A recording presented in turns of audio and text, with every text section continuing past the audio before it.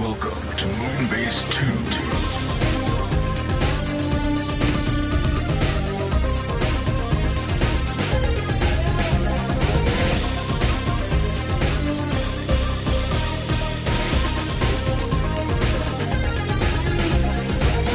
Hello everyone, and welcome to another Moonbase 2 interview. One with a voice that you've never heard.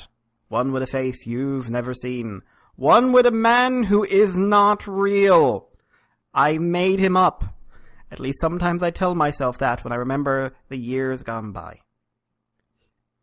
Who am I talking about? Well, if you're listening to this, you probably saw it in the title. But in a shocking twist, we're interviewing a semi-regular guest, which is Mr. Chris Vangelus of the competition. Hello, competition. Hello. I was getting myself all psyched up when you said it's a voice you haven't heard before to put on my stupid German accent, and then I chickened out. Right, and we've all heard that before. I don't think I've ever done it on a podcast. You have. Okay. You started correcting Aaron a month, 2 months ago on his pronunciation of a German word with W in the middle. Yeah, he has to do it properly. It's Volkswagen. It's Volkswagen. I know. I've been to Germany. Yeah. I have spoken to. I have a good friend who's a German who I literally spend a lot of time making fun of his German accent. I'll just pretend like you introed me again. Okay. Hello, welcome. I am here to talk about the Transformer. I have never been heard before on this podcast, and that's about as far as I can go. I think my German accent's really good, but everyone, my mother included, tell me that it stops being a German accent about 3 words in and starts sounding like a really bad impersonation of Christopher Walken mixed with a really bad impersonation of oh god, it just left my brain. Scalpel? Werner Herzog. You love Werner Herzog. I do. I can't do his voice. It took me years. You did an entire review with Werner Herzog. It took years. Literally years. But that's not what we're here to talk about. Was that a Sharkticon thing? Yeah, it was. It's because I thought the Sharkticon... I wanted the Sharkticon to be the Toy of the Year, because I like messing with our Toy of the Year things on TFW. Because people want everyone to say a predictable answer, and it's kind of like, this is our chance to talk about toys, and I want to bring up other things, and usually... I used to get people mad, and then I started going I'm going to really pick some dumb stuff, but then people stopped getting mad about it, so I don't know. I was going to say, once he went into Bullform Gladius, I think a lot of people just thought it was parody. Well, no, a bunch of people agreed. That was the best part. Because a couple people spoke up going no, he's right. It's a bad toy, but it's also so immensely interesting and well worth conversation. I was I'm actually really impressed. Because third party especially, that's where people get real salty, as the turn of phrase is nowadays. You're playing in people's personal gardens. But we're not here to talk about people's personal gardens, erotic or otherwise. That's right. Well, not yet anyway. But we're here because you, sir, have been doing panels at conventions that aren't in the UK. Correct. I have done a bunch of panels, but I have one in particular that I've become extremely proud of. And I'm not usually proud of anything I do, but rightly so. The various permutations of this panel, though, including doing it at conventions that are not Transformers oriented necessarily, it's become one of my favorite conversations to have, and by virtue of that, one of my favorite panels to do, because it, without fail, always seems to bring out conversation from people in a way that it seems a lot of folks who get involved find very cathartic as well. And did I hear you say once you thought there's slight evidence that imitator panels are starting to pop up? No, I was just yelling because at Fan Expo there was a panel called I can't remember what it was called anymore. It had words that sounded like one of my panels, and that was just being silly because I was all nervous about going to Fan Expo. It's fine. You spent so long bad-mouthing them beforehand, I don't think that was the worst of your problems. Yeah, it was not as crowded as I thought it would be. It's still very crowded, but I mean, it wasn't New York Comic Con, so hey. But it's why do we always do this? Why do we always commit things we don't circumvent the target? We go around it 4 times just checking for a parking space. It's because when I'm not hosting, I'm just a walking non sequitur. I think it's how I deal with hosting a podcast a whole lot, is when I'm not having to keep things on track. I just actively take it off track. Well, you better keep it on track this time, because it's your track. Correct. Dirt track, though it may be. Yes, so you have been doing a panel. It has been entitled, broadly speaking, Why Do We Collect? Examining the collecting habits and psychology of the modern nerd. Yes, and it was bolstered recently at Con Bravo by a friend of mine. I want to get her Twitter name correct here. The Omega Geek on Twitter, who had put on a really good panel with actual educated backing on nerd psychology and geek psychology. It was a fascinating panel, and I basically told her afterwards, like, I need to steal some of your language from mine, because, like, you are using actual language that is a better version of language I was using that I made up to try to explain concepts I was feeling, and it turns out they seem to exist in psychology. And it was kind of like a toddler speaking to an adult, basically, but a very excited toddler, as this person who has actual education in psychology was like, well, yes, that is a very basic concept in psychology. But you're self-educated, man. You're setting the mold. I was sitting there going, like, it turns out I didn't invent the notion of self-psychology, and everyone's just like, yeah, good, you figured it out. Did you, like, your mom just sort of look at you when you said that and said, "Oh, honey, we knew"? That's just everyone with me at a convention. But yeah, the root of this panel came out of actually a reviewer thing, because I do toy reviewing as well. And what I noticed about toy reviewing is, a lot of it I draw parallels from games coverage as well. But recently, games coverage actually did a thing that I'm really happy about, which relates to this, which is a lot of outlets are moving away actively from doing numerical scores. One of my favorite sites, Giant Bomb, started by avoiding numerical scores for the most part. I mean, they have a 5-star system, but it doesn't function the same way as a lot of other numerical systems, because 3 stars and 4 stars are also positive star ratings on their site. Whereas, a 10 scale, usually if it's below 9, it somehow means it's bad. Yeah, can I just interject slightly with that, just because that's very strange to me. Mm-hmm. Because for gaming journalism over here in Ireland, I was a PlayStation gamer, still primarily am a PlayStation man. I don't think we have a master race code, but I'm sure there's one out there. Gotta go find one of those console wars things. I think now you gotta go find people who think Blood Rain and Spider-Man are really good games because they're PS4 exclusives. So you can. Hey, I've got Steins Gate. I don't care. Yeah. Fight me, world. But for the journalism I grew up, it was the official PlayStation UK magazine, and it was one of those ones that came with demos, and I used to do other magazines as well, but eventually I really gravitated towards that because it avoided the percentage system. Mm-hmm. Where things were getting like 92 and 97, and I was just like, what does that even mean? Yeah, there is no top score game, but they had a numerical system. They had a 1 to 10, and 5 was average, 10 was great, 1 was terrible, 6 and above is at least worth checking out. Mm-hmm. And then I started experiencing internet ratings, or like for comic books as well. I started noticing that if a book was reviewed at 8, you'd start seeing a lot of, I don't know if I want to know. And if it hit 7, you might as well just throw a brick out a window and go, because no one was buying that. Yeah, there's no point picking that up. Just like it defeated the purpose of a numerical system, which is the midpoint is supposed to be average, not the end of the scale. That's not how numbers work. Yeah, it's why and what it turns into is just this very empty combination of allowing people to make snap decisions without really thinking about it, which is fine, because it's not a consumer's responsibility to think deeply necessarily about literally everything they want to consume. So I guess the upside that I find disagreeable but can deal with is it means you can glance at a review and know whether or not you think it might be great.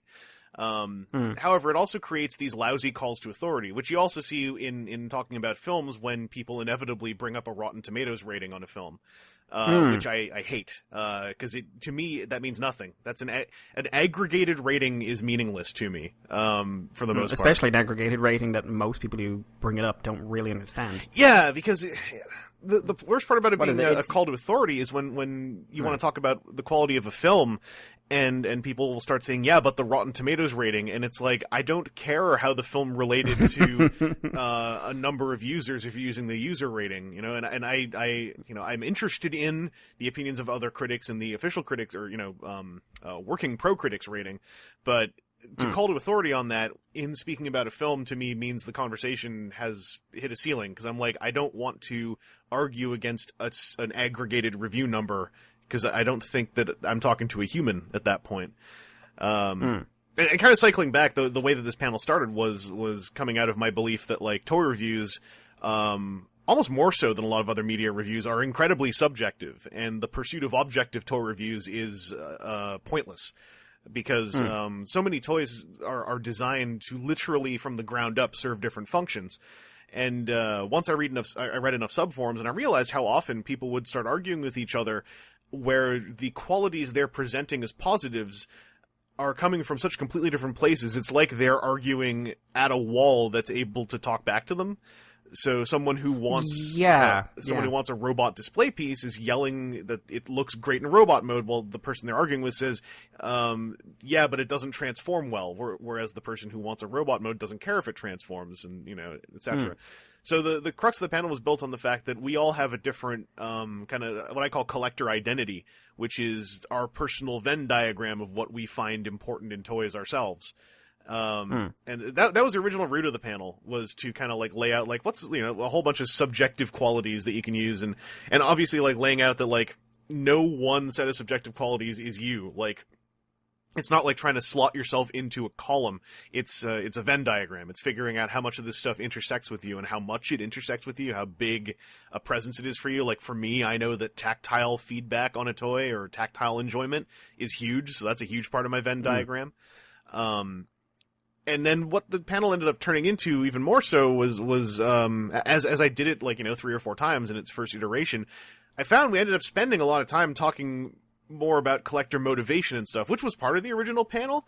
But when I moved into the second year of wanting to do it, I didn't want to just keep doing the same panel, so I kind of shifted it a bit more towards the psychology of collecting. And I have a huge disclaimer on the front of that, the current version, where I say I am not a psychologist. I have no education in psychology.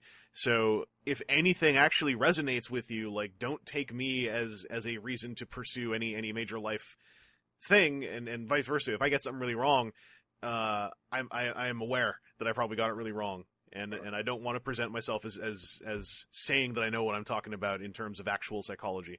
But that said, it still resonated pretty well, I found, with just bringing up concepts of like why we collect more so than why. Like the first version was why do we enjoy the toy. The second version was kind of like why do we engage in the hobby. And it's Do you find there's a noticeable disconnect between those two ideas, or do you think there's a good overlap? Oh, there's a ton of overlap, I find. Because I think for a lot of people, why they enjoy a toy and why they engage with the hobby, there's tons of just crossover right there inside that. And again, this is a statement I'm going to make that I'm not going to say is, again, I'm going to say it right now. The statement I'm going to make is not me speaking from a point of authority. It's just speaking from my own experience. So, please bear in mind, I'm not trying to say this is how toy talk is across the internet now and forever. But I found that a lot of toy collectors, like to talk about figures that they like. They like to kind of get into why they like or dislike something. But there's always kind of this haziness where it feels like the end goal of the conversation is, yeah, but is it good or not? Or it's, yeah, but is it good or not? And then before that, it's, yeah, do I have it or not? And I found that the be-all, end-all of a lot of toy talk often came down, no matter how interesting it got, it would kind of funnel down into, now I have it or I don't, and it is good or it is not. In a way that I found kind of stunting, and that it felt like sometimes it closed off conversations when they got more and more interesting. And then bouncing off of that, as a collector, a lot of people, like the joy of the hunt, obviously. But once you have a figure, I've seen people who get burnt out of collecting kind of going like, I don't know why I have some of this stuff anymore. And speaking for myself, I'm over 30 now, and I still find toy collecting really, really engaging. And I wanted to figure out why I find it so engaging, and so I look at games coverage as well, where games are an electronic toy at their core, at the one of the core reasons why they were made. They've gone well beyond that, obviously, as some higher end toys, for instance, have gone as well. And so I thought, well, why don't we try to move into speaking about toys as a medium and speaking about our experiences with them in more like finer and granular ways that just make it about more than is it good or not and do I have it or not.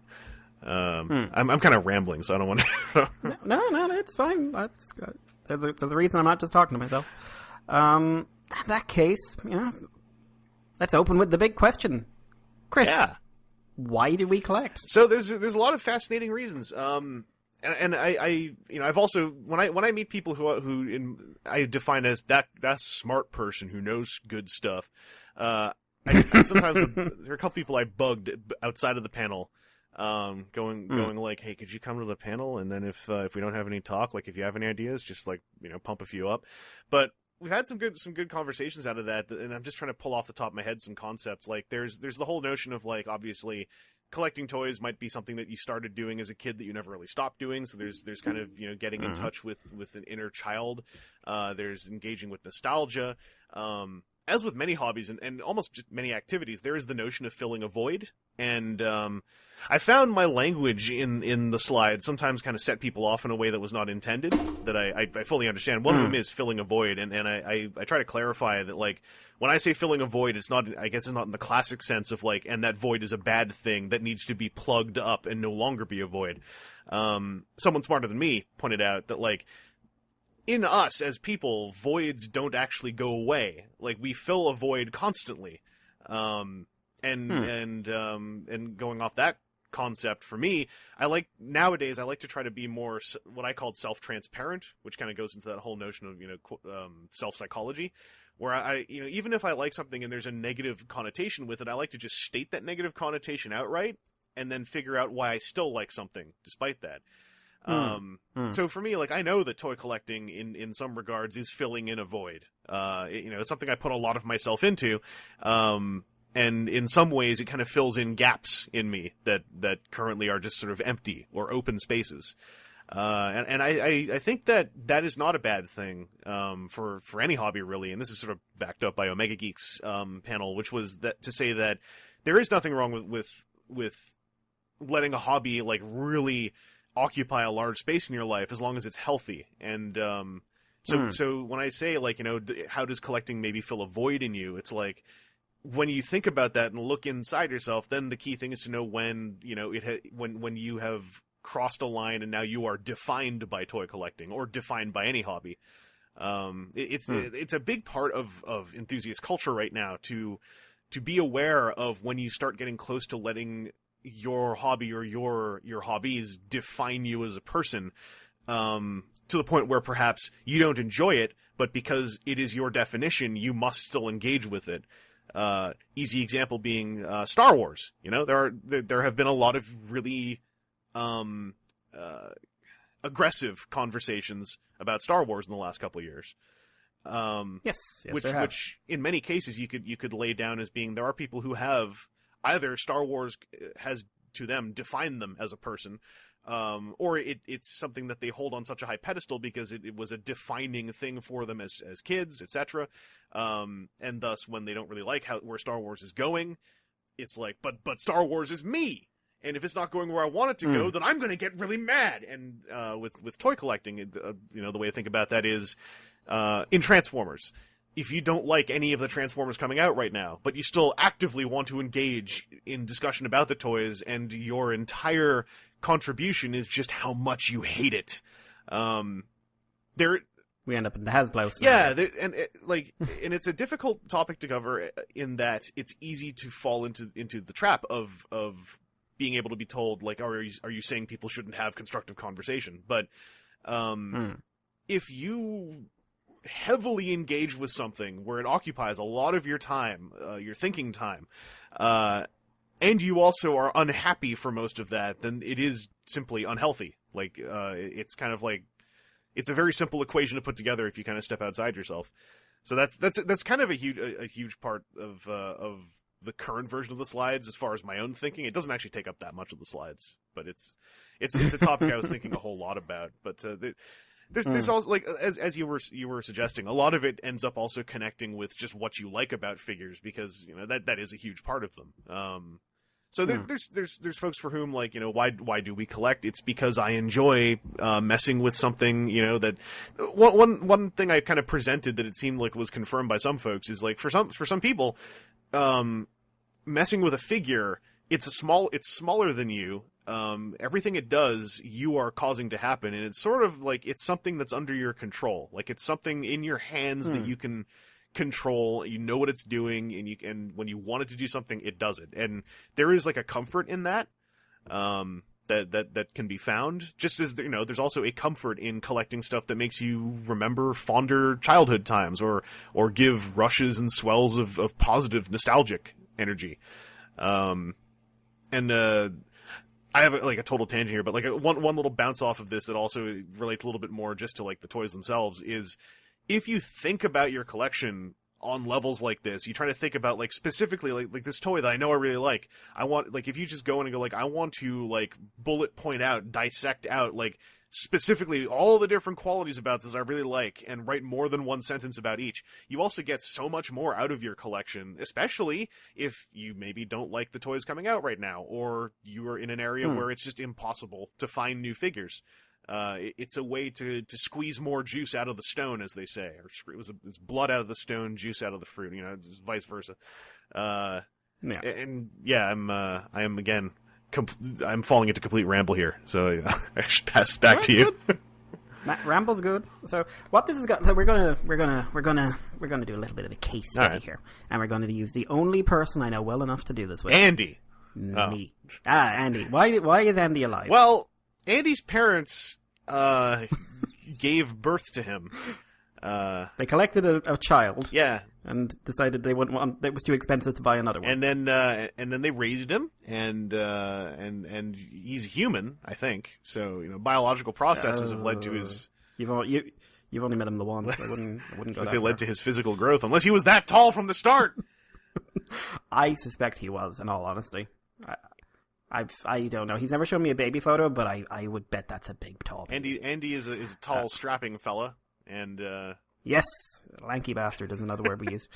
But we're going to use me. All right. Because actually, before this, I was sort of reviewing my collection, which has shrunk considerably over the years. When I got into collecting, it was 2006. I was watching Transformers on TV, but I wasn't really engaging. I had a real hang-up about buying the toys. Like, I was really against it.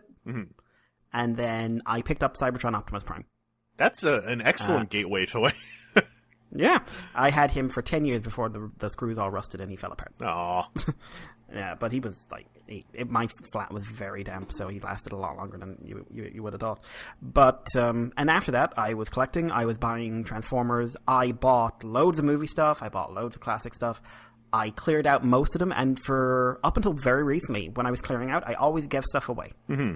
Didn't sell it, only gave it away. And I never bought any other line. Never invested in anything else. No Japanese toys, American toys, nothing else. I at the time, I think I had a similar hump of going over. And then suddenly I was getting, you know yourself what a lot of my collecting habits are. Kamen Rider, Figmas, Figure Arts, American toys if they're of a character I like or something like that. And especially there. And especially nowadays, also like oddballs. Toys with either historical significance, in my opinion, or something strange about them. So I end up skipping a lot of Transformer lines full stop. I got 3 from Titans Return. Yeah. And I look at my shelf now, and it's basically divided into characters I'm very fond of from any franchise. So I've got Kamen Rider Chalice, I've got Ocarine from Steins Gate, I've got Vegeta, I've got a Super Saiyan 4 Vegeta, and so on forth. And it's got figures that I think are weird. Like, I recently got the Mastermind Creations Annihilator. Because as a figure, compared to what you get today, very flawed. Historically, fascinating to me. Oh yeah, absolutely fascinating, because it was the hump into full third-party figure production in many ways. And I just love it, but I'm loving it, and I'm still going like, this is loose, I have to tighten this, if I put any pressure on this, it'll explode in my hand. And, you know, like, this is my collecting psychology, and I'm not really sure I understand it. Well, and I'm gonna, you know, again preface, I am not a psychologist, so everything I'm saying is kind of like coming from a layman's point of view. But you had a German accent. I don't have it right now, because I don't want to get any... I probably already made a lot of German folks angry. Or gave them a good laugh, one of the two, and they still probably are catching their breath. So, where I'm coming from is kind of like basically my slides and just like personal life experience. But it sounds like you know, once you got into the toys, you went through something I think a lot of people go through, which is collect 'em all. It's one of the kind of collector. I have a slide or two about like kind of basic collector types. Again, with the caveat that you are not one type, just these are types that form your Venn diagram. And I think a lot of people start off when they get into something new and really get into it. I know, because this happens to me a lot. It's very easy to get into collect them all. You know, like you're just going to buy lines as they come out. Especially if you don't have a whole lot, because there's no worry about space. And collect them all is also the one that like almost everyone gets out of. It's almost impossible to primarily be a collect them all collector. Of literally everything. Even people like me and Aaron, who like very often are mold completionists. That isn't collect them all, because there's lots of stuff we still aren't buying. But it's natural, I think, to like a natural burnout point is if you've been doing, because you said you were collecting like basically full lines for a number of years, right? That means you probably hit a certain point, probably I would assume somewhere between the experience being regular and also like suddenly having multiple years built up of plastic occupying your space. That is a form of burnout that I think is very common, and it does often lead to purging. I've noticed this is totally not like a black and white thing here, but I have noticed a lot of fans in the UK are far more generous with their toys when it comes to getting rid of them. Or at least the UK oriented side of our community seems to be a whole lot more about like, I'm gonna just give you this stuff. Which I think is amazing. I've always said that the UK version of the YouTube Transformers fandom going back to 07, 08 always was a lot more community driven, I found. Right down to like a lot of UK Transformers folks from that era were often face cam holding a toy up, which on a very subtle level I think it was like a lot more of a community driven, you know, we're a group of fans driven kind of thing, but that's a bit of a tangent. But it sounds like you have actually really settled on a good spot right now where you know why you're getting things. I'd say that the collector type that seems to be very dominant for you, or not fully dominant, but like I'd say like 30 to 40% of your Venn diagram is probably like you like to buy stuff out of a love of character, because you literally said that. But that is, I think, a very common thing where there's like folks who just like, I want like my example is I collect every Transformers release of Steam Hammer because I love Steam Hammer. Who is that must be a very significant collection. Very good name. It's one of the best names in the franchise. But because it sounds like, you know, you very much are settled in happily into like, you know, if you like a character, you want to get a representation of that character. And then collecting weird stuff, that's just again, like it's a personal filter. It's like it's stuff that I guess like now that you have kind of gone through a burnout in a sense of coming off of being, you know, collecting them all, it seems like odd stuff is a stimuli for you. So or odd stuff with history less so than odd stuff where the toy itself is a weird thing. Like it sounds like the qualities of the toy itself are not as important to you as what the toy represents, I guess. And that's actually, I think, like if that is true, and if you feel settled on it, it's a really great way. A lot of this is finding good ways to talk yourself out of buying things, because it's very common when you have a lot of friends who all like different things and all talk a whole lot about why they love this new thing they got. It's really easy to get into a pattern of just buying stuff because your friends say it's very good, which was another route of creating the panel was the number of times, myself included, that I saw or heard myself say like, I've got all this stuff that I bought because my friend said it was really good, and when I got it, I said it was really good, but very quickly I realized that I don't know if I really wanted to actually buy it.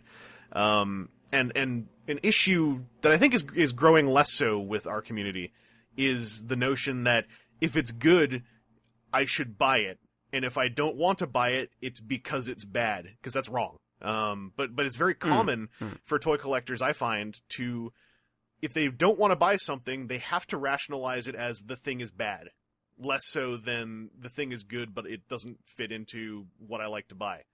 And being able to recognize that, I think, is very important as a growing toy collector. Like, being able to get away from the notion that, like, you have to figure out why it's bad so you don't have to buy it, to getting to the point of just saying, I don't think I need to buy it to be happy.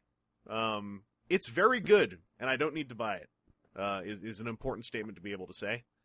I think if I can think of one really good example for that happened to me.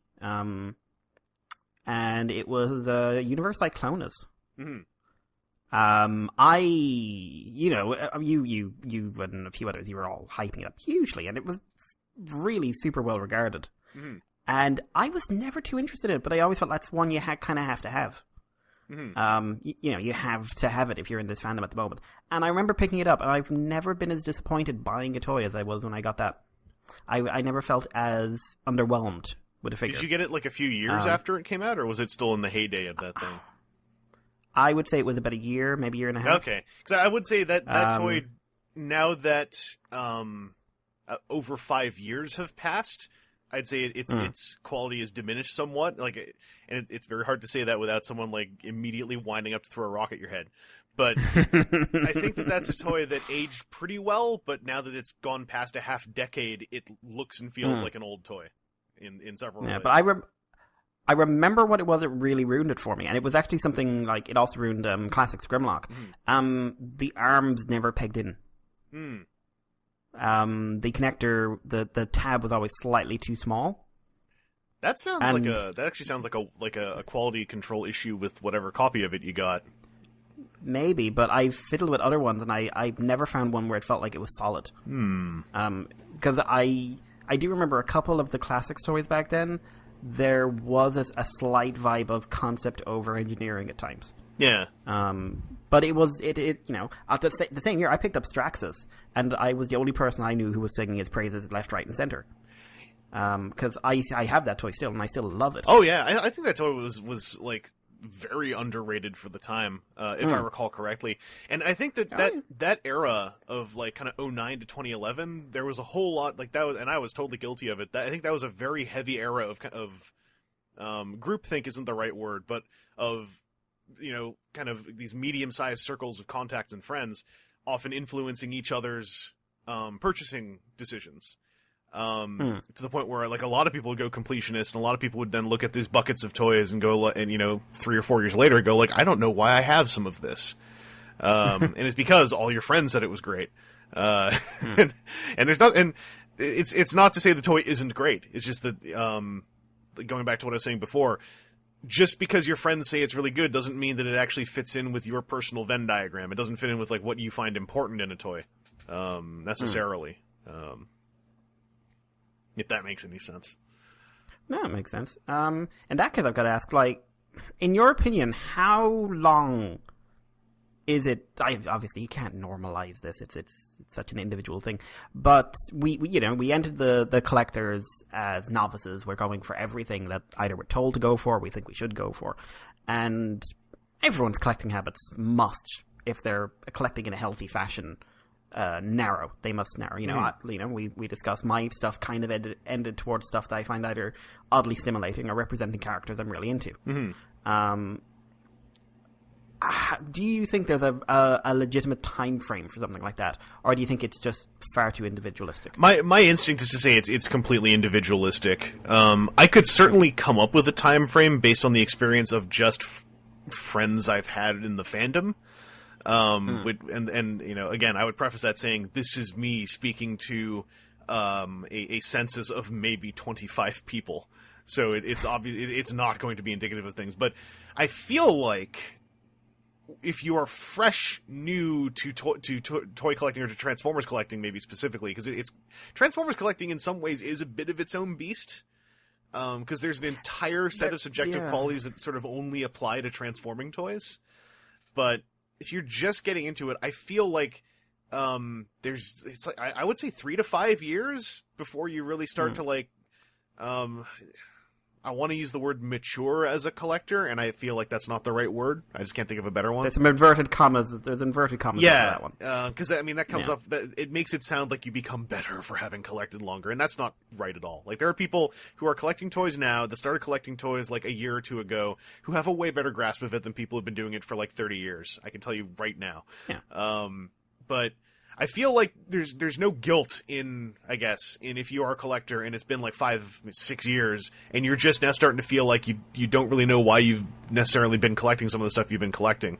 There is no point where you should feel weird about not knowing why, because it can take 30, 40 years before you really start to wonder, like why, with any hobby, really.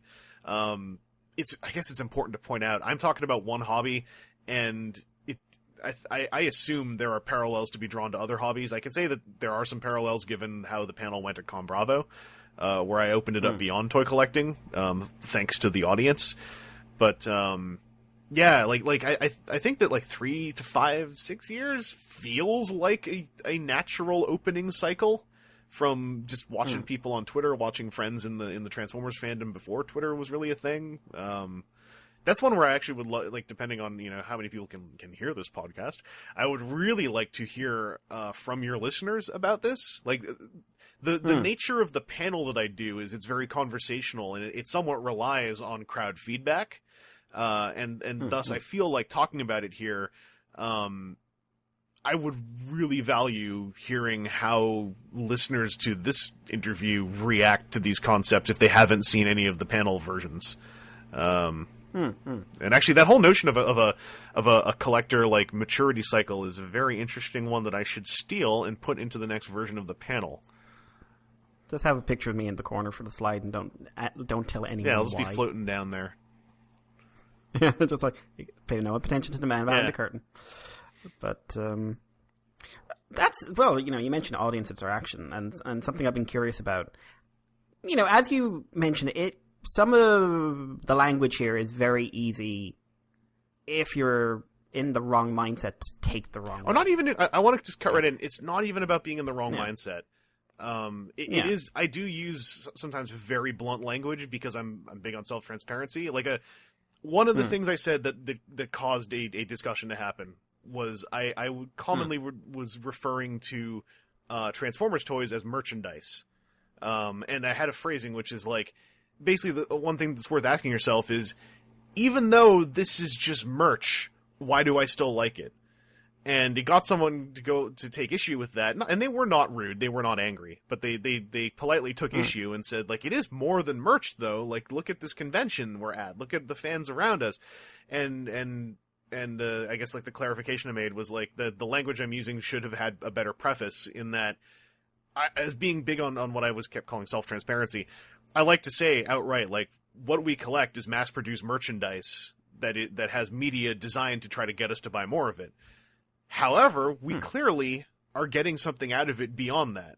And so I feel like rather than skirt around the fact that it is media-driven merchandise, we should just state it outright, and then the positive out of that is, like, even despite that, we still are getting something greater than that out of this. I kind of bounced that off of Aaron Archer a little bit, because Aaron Archer is I find very pleasantly blunt about stuff like that, because he basically said, like, yes, we designed the shows and medias to try to get you to buy toys. That was our business, or, still is Hasbro's business. And I think that, like, the way... If it's just like, if someone... I always look at it this... I'm sorry. No worries. It's not... When it comes to the fictional stuff, you know me, I've got a billion to talk. But, I'm trying to remember. I think it was SF Debris. They were doing an overview of sort of Transformers for a lead up to one of their reviews. And, he made a point, and it really stuck out to me, is that, like, the fact that this is a franchise about the Transformers specifically, the franchise about children's toys, where every single piece of the media exists to encourage you to engage with the franchise, purchase the merchandise, purchase the clothes, purchase the whatever, see the movies, pay money to this company. Does not remove artistic integrity, creativity, the desire of creators to make a good product. It doesn't change the fact that, as much as people complain about it, I would honestly argue the G1 cartoon is probably, as close to objectively as you can get, probably the best 80s cartoon. Maybe G.I. Joe is comparable, but in terms of just... Whenever people talk up G.I. Joe, I start doing that thing where you hold your hand out and start wiggling it left and right and make like half your mouth. Your teeth are gritted, but half your mouth is starting to open. And you're going... What about Brave Star? Will you accept Brave Star? I will, but Brave Star was a very short show. True, but... Because the thing about G.I. Joe is... Count Duckula? That was a very short show, wasn't it? Or did it have a lot of... Oh, for God's sake, just give me something. I'm just saying, if a show had less than 30 episodes, it's kind of like it didn't have time to get grading if it was good. Whereas... Danger Mouse? How many episodes? There's a lot of Danger Mouse, isn't there? There we go. Danger Mouse. There. We're saying Danger Mouse. Okay. That's my... You heard it right here. I said Danger Mouse. I don't even know what I said about Danger Mouse, but yes, Danger Mouse. Yeah. But I think it's a show that someone cared about. Yeah, and they wanted to make a good product. Now, that product was made in the context of, we want to sell these imported toys that we probably spent money getting the license of and need to make sure we're making a return on. Yeah.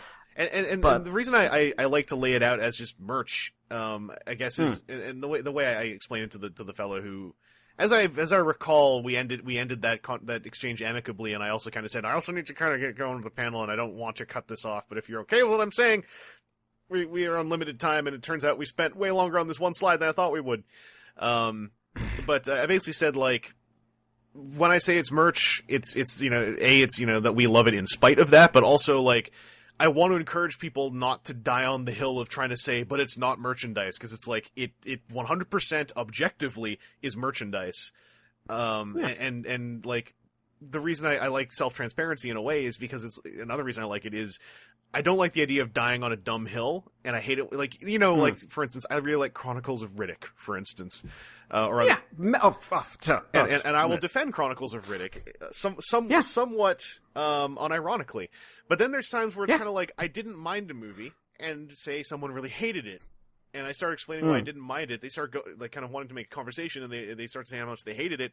And when I start finding myself in the position of like, wait a second, I'm starting to stick up for this movie that I don't even really like enough to want to stick up for, that's when I use the phrase, I don't want to die on this hill. So I kind of like, I'll sometimes just say, I gotta let this go, because I think, like this happened with, for instance, Star Wars movies. It's like, I'm clearly not as passionate about these as you are, person X, and I don't want to actually defend this film violently because I don't like it enough to want to die on a hill for it. And so, like with Transformers, like, things to accept, it's merchandise. Also, for the most part, it is mass-produced merchandise using underpaid labor in other countries than most of our own, and it's really worth just accepting those notions when they come up, and don't try to argue them down, because they're factual. Yes, you simply can't argue that the merchandise is being constructed by people who are not getting paid anywhere close to a living wage, even in their own country. Yeah, I mean, when I guess I don't like bringing up that one too much, because it kind of, I tend to weaponize that as a downer a little bit, but because that also applies to, like, probably most of what you own if you're a I would say everything that you own, that's not like food that's been grown in the field down the road. Specific to Transformers collecting, it's like, this is a toy commercial thing designed to sell merch that we have turned into a literally unending 30-plus year fandom. Not even a franchise, but a fandom. With what I would call fully legitimate science fiction behind it, especially as of the last 5-6 years of the IDW comics. And I think that's only an impressive... The fact that all happened, while it's still a toy commercial to this day trying to sell toys, is incredibly impressive and speaks so much not only to us as fans, but triply so to the people working on it. especially the fans who now work on it in various degrees. And I forgot how we got here. Oh god, that's the nature of conversation. Yeah. But sort of, you did say earlier on that people will, I don't know how to phrase it, they don't, not take offense, but they will, because they invest so much of their life into a franchise or a piece of media or whatever, a toy, or that when you question the validity of that, it's almost like they're questioning themselves. When you have to bring up the, as you're saying, be transparent and say, this is a toy money-making franchise, do you find that the audience sometimes reacts of you're belittling this on some level? I mean, have you ever had a properly negative reaction to that? I'm not saying aggressively negative, but one where someone was just like, I just can't see it the way you're seeing it. But the easiest example is kind of the one we were just talking about, really. It's the most directly someone's kind of go like, hey, wait a second, that language seems a little bit rough for this thing that we all love. But I think it's less so like that specifically, that example and what you were specifically asking is kind of like that's the answer to it. But I've also had it's not really it's a bit of a tangent, but I've also had questioning of the notion of is a toy good or not, and how I tend to present the notion of us just saying, well, is it good or bad, as being negative as well. And that's something that also needs better explanation, because I think, if I recall correctly, I did have someone who kind of went but isn't that really the root of all conversation as hobbyists on the internet? And it's it is the root of it. We are at the end of the day kind of talking about whether or not it's good. But where I'm coming from is partly that I feel that also ends up still being the ceiling on the conversation. No matter what happens, it always feels like someone wants to bring the conversation back to okay, but is it good or not? When really, just to tie it into the psychology part of it, it's really, do I like it? Yeah, exactly. Because as a toy reviewer, I got fed up with trying to put recommendations into reviews for the most part, because it's if I recommend it, no matter what happens, someone will be like, you recommended it and I didn't like it, you liar. Or you didn't recommend it and I love it, you liar. So it's it's true. If I just say I recommend this because it's a good toy, it's as a reviewer, to a degree, that is a little bit of a lie, because I don't know you. So if I was going to be more truthful, it would be, I really like it. Speaking as someone who is X, Y, and Z, I think this is a really cool toy, or vice versa. I don't really connect with this that much. But in that case, I might, because I got this hyperactive empathy muscle, I might go but I got a feeling if you're A, B, or C, you might really dig this thing. Give it a look, But yeah, it's part of the panel that I really like is also hearing other people's, not less so the reactions to the language, but more so what it brings out of them, and how often, every time I've done the panel, and I feel okay saying this because of the number of times it's happened, there's always someone who, after the panel will say hey, that was a really good talk, and it made me think about stuff I haven't thought about really as a collector. The reason I'm okay with saying that is I'm not saying I am bringing about an epiphany, but I'm saying this topic clearly is a topic that A, collectors seem to be able to engage with, and B, collectors feel like they haven't been engaging with as much as they want to. That's the broad strokes collectors. Obviously some people have probably already come to this conclusion years ago, but it's how we will be able to elevate our conversation about what we love past its rudimentary level, basically.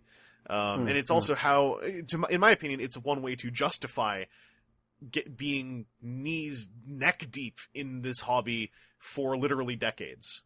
I feel like if you're in a hobby for decades, you've got to be able to, unless it's just a casual hobby on the side, then whatever. But if you are neck deep in a hobby for decades, you've got to have more to say about it at some point. Whether or not you want, you don't have to say more about it, but inside you, there's got to be more to say just from the sheer amount of experience you have. And that will only enrich your collection is kind of one of my main points too. It's this will make you enjoy your hobby and your collection so much more if you can pick the stuff out. I really hope this. I'll just interject there for a second. I really hope we're actually having some relation to this. This is just turning into the two of us chatting. It's still a podcast. I can confirm. Yeah. Yes, it is. It is two people talking over the internet. Which, I'm sorry, but if you record in the same room with someone, you're not really podcasting. You're just making someone a You're making some media, like a professional. And this is what we call amateur hour, sir. That's right. If you don't mind. Mister. But I was going to ask something about audience engagement there, but you did answer it for me. So I will come back to something. I'm sort of going back to the personality types, trying to weave it back around. So what would you say, in your experience, would be kind of the dominant collecting personality types, if you were really generically, almost insultingly broad strokes about this? I'm actually glad you put it that way, because yes, broad strokes are an important thing that needs to be there for the sake of simple conversation, but it also needs to be pointed out. I think it's healthy to point it out how often, as often as I do. It's broad strokes, and we ain't talking about you specifically, chappy, sir, Mister, Mrs. You know who you are. You, them over there. We're not, but basically, if we say collectors, there are going to be exceptions. And we are not attached to the idea that we're right about everybody. Unfortunately, especially when you're talking anything psychological, people want it in nice little neat boxes of, okay, you scored this, you're A. You're somewhere on a spectrum of some type, and you're a personality type.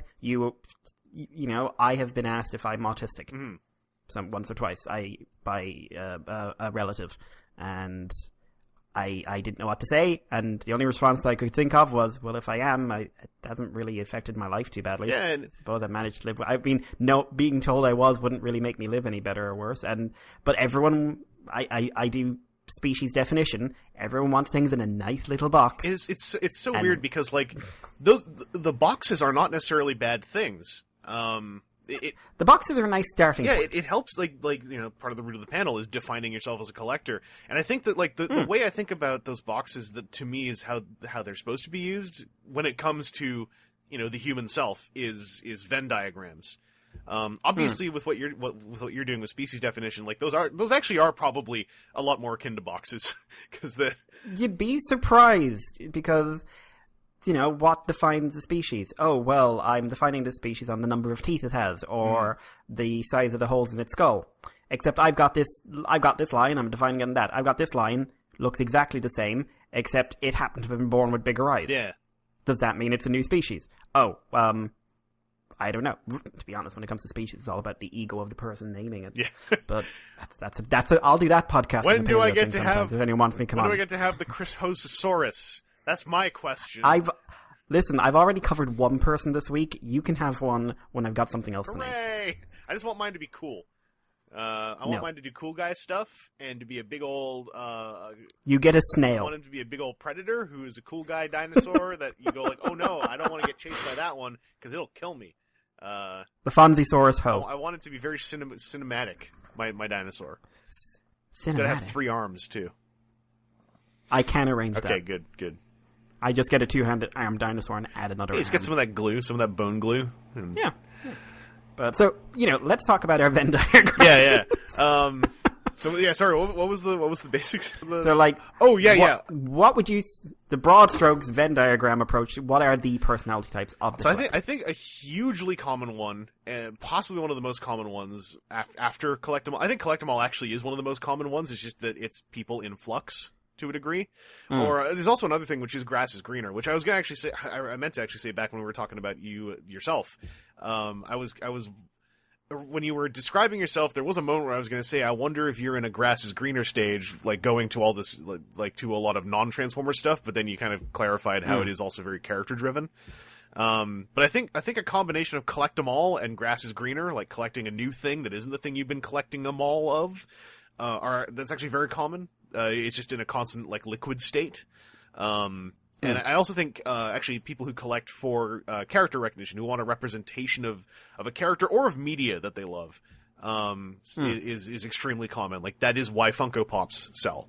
Is they are representations of characters in media that are physical and that you own. It's the word someone used, a totem. It's a totem of what you like, which is a very primal thing. For the lizard brain or whatever they call the part of your... That is so misleading. the lizard brain that's in all of us who are lizard people. I don't listen, reptilian boy.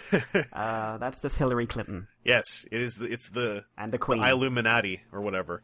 But yeah, character and media, like people who want representation of characters in media they like is big. Like more so than what the toy actually is. I think that really those two actually are the biggest thing, is people in flux of collecting them all or starting to do a collect them all of something that's grass is greener, or people who just want representations of media and characters they love. Less so than what they are. And then the thing is, those are the broad strokes, but then a whole lot of people who just want representations, a lot of those folks I think end up starting to realize, but wait a second, I end up really liking things that do this more than things that do that.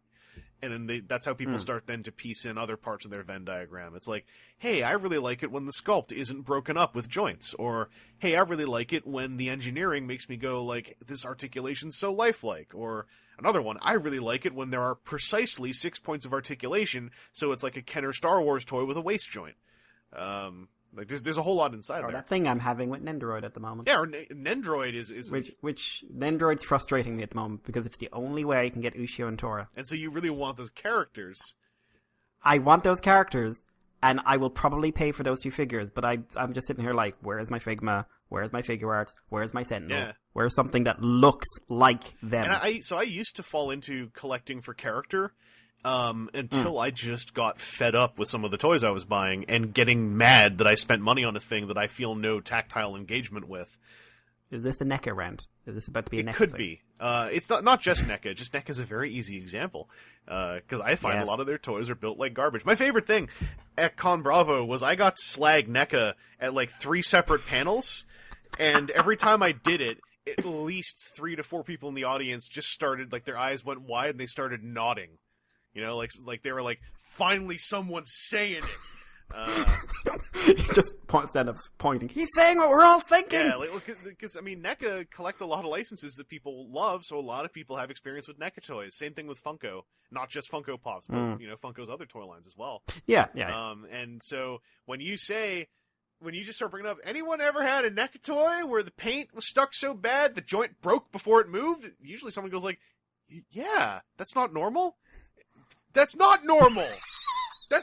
I don't like that! And yeah, so there, I snuck some NECA bash into someone else's podcast. What's up? Good man. Also, their Twitter is terrible. I didn't say it.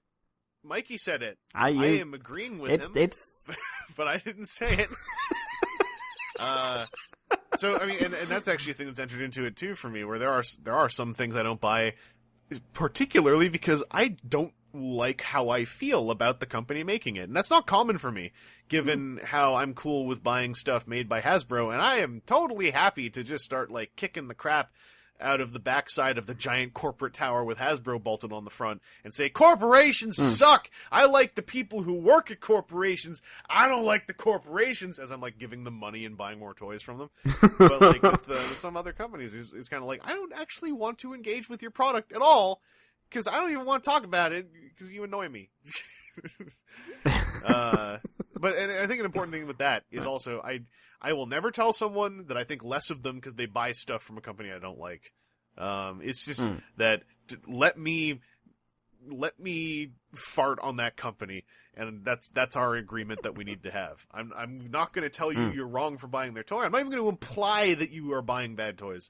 I just want to say that I think NECA toys are not made very well. And but yeah, going back to what you're saying, I think the most dominant things are, like, basically those 2.5 things, and those 2.5 things then lead people into all the other more granular stuff. Those 2.5 things being, stuff that represents characters in media, and collect them all, or, going to a greener pasture of stuff you haven't collected them all of yet, as a breath of fresh air, I guess. Trying to stay vaguely on topic. You sort of alluded there to sort of the Transformer psychology a couple of times. You and I have had this conversation on Skype more than once. Transformer collectors are an interesting bunch in comparison to collectors of more broad general media, which we're noticing a lot these days with the arrival of the non-transforming Transformer. Talk a little bit about sort of like the uniqueness of Transformer collector psychology. So what's unique about us in a very simple level, is basically, for the most part, we like toys that also transform into other modes. Which you'd think is a very simple thing. But I have found it is an entire slide of extra bullet points of potential things that might connect with you. Because it's not just the fact it has, 2 or more modes. It is also the fact that you might expect a certain level of quality out of both of those modes, despite the fact they also transform. You may or may not find the transformation action to be important in how it's delivered and how fun it is.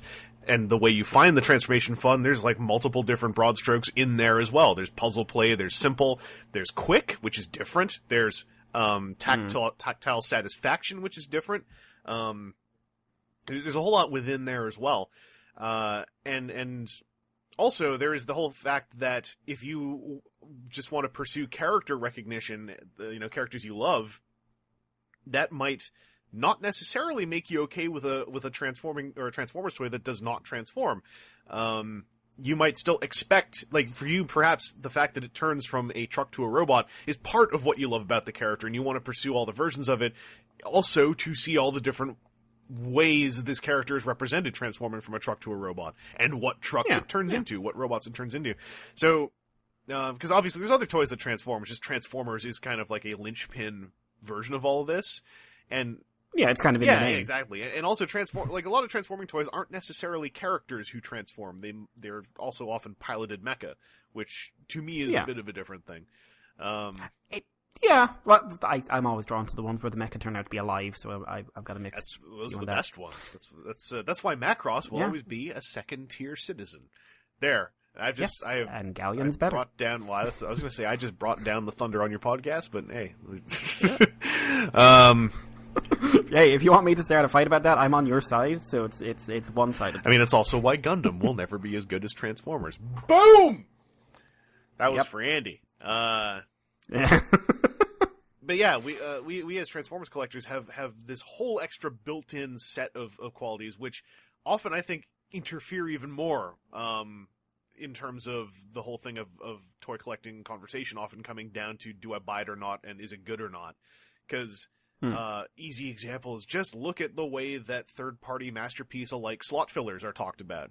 Because it's like, does it fill the slot? Does it have a good robot mode? I want it. I don't even transform. People who say literally, I don't even transform my fans' toys. And it's like, that is a whole thing in and of itself, where, you might, like, I think, actually, I may have been just repeating myself, but that's an example of character recognition where you just need the robot mode to look good. And perhaps even be a playable action figure. Or maybe even not. It might just be, it looks good and it looks good on my shelf.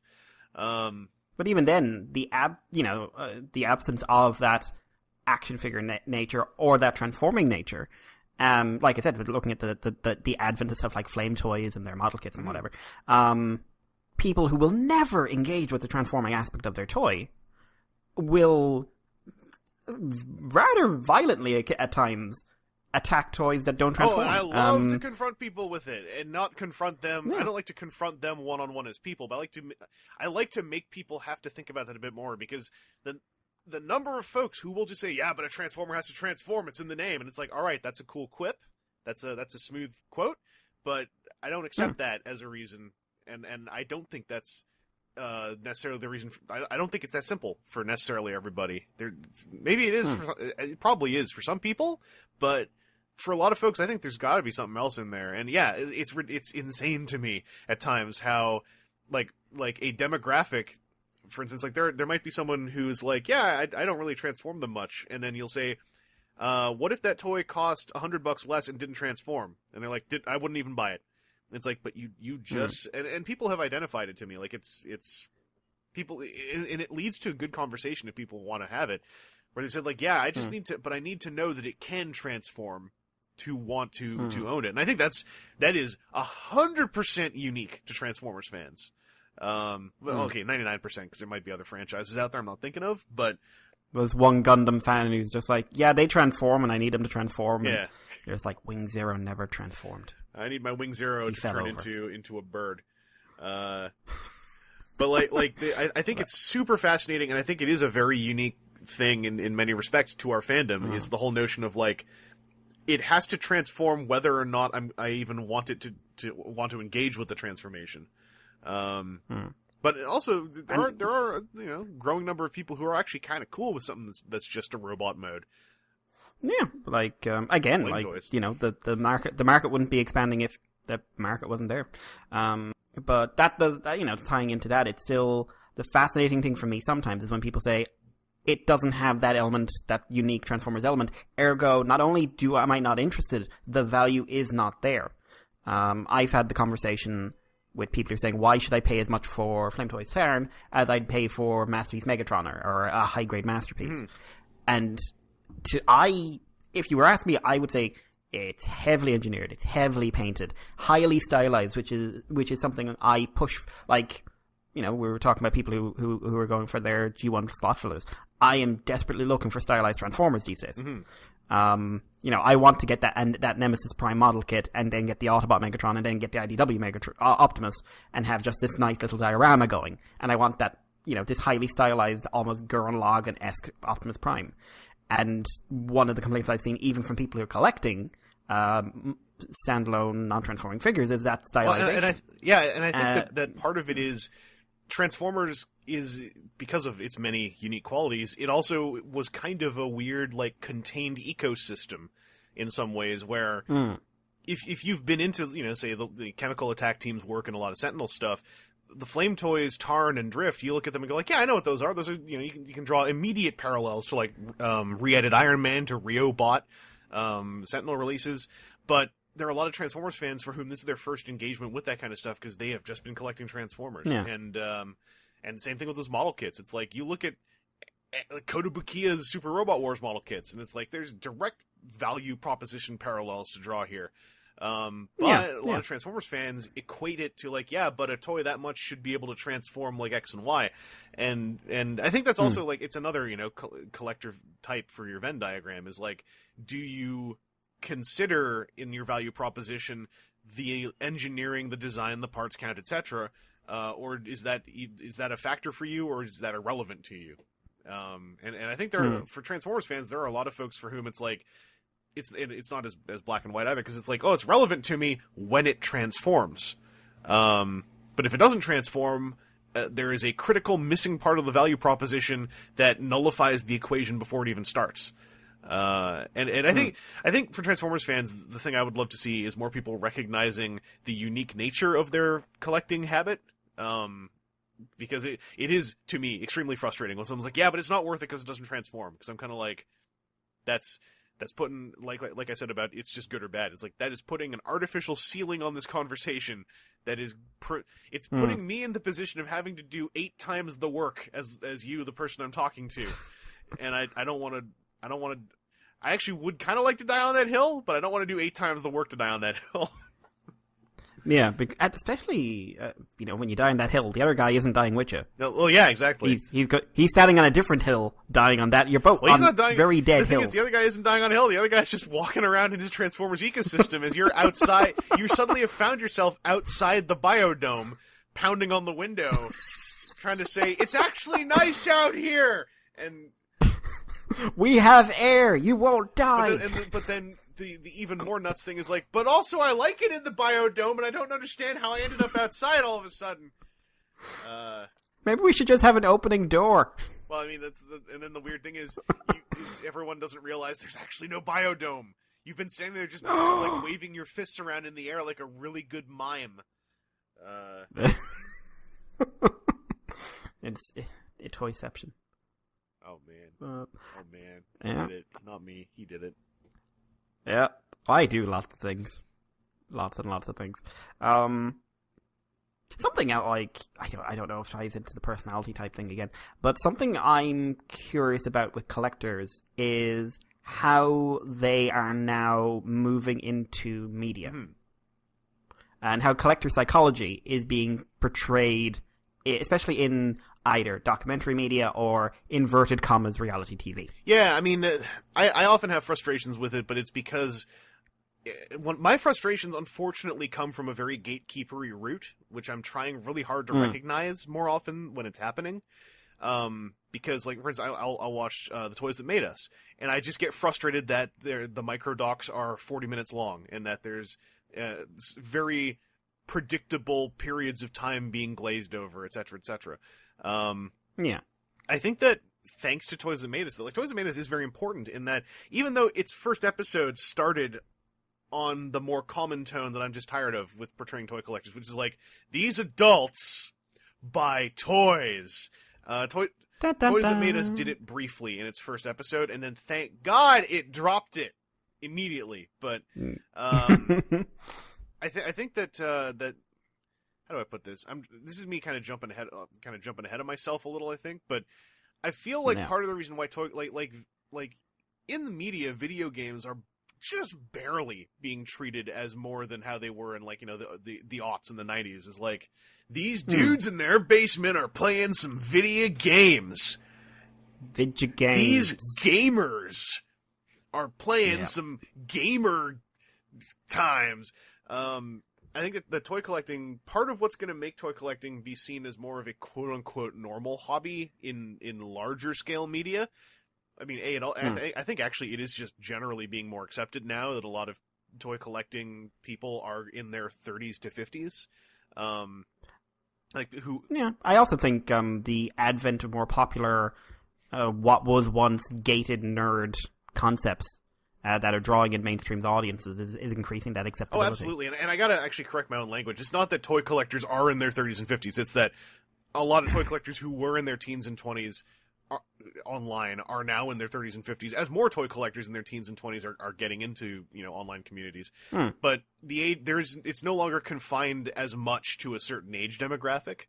But I think that also talking about toys beyond being just merch is going to be what, if more people are doing it, it's going to help make it get treated better in media.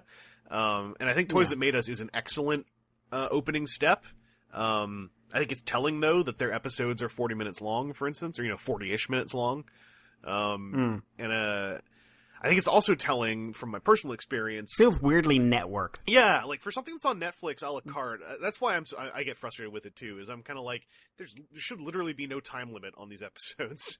I like, when they put up that cut Wonder Bread He-Man segment, that's what really set me off, because I was like, who told you to cut that? Because that should not have been cut.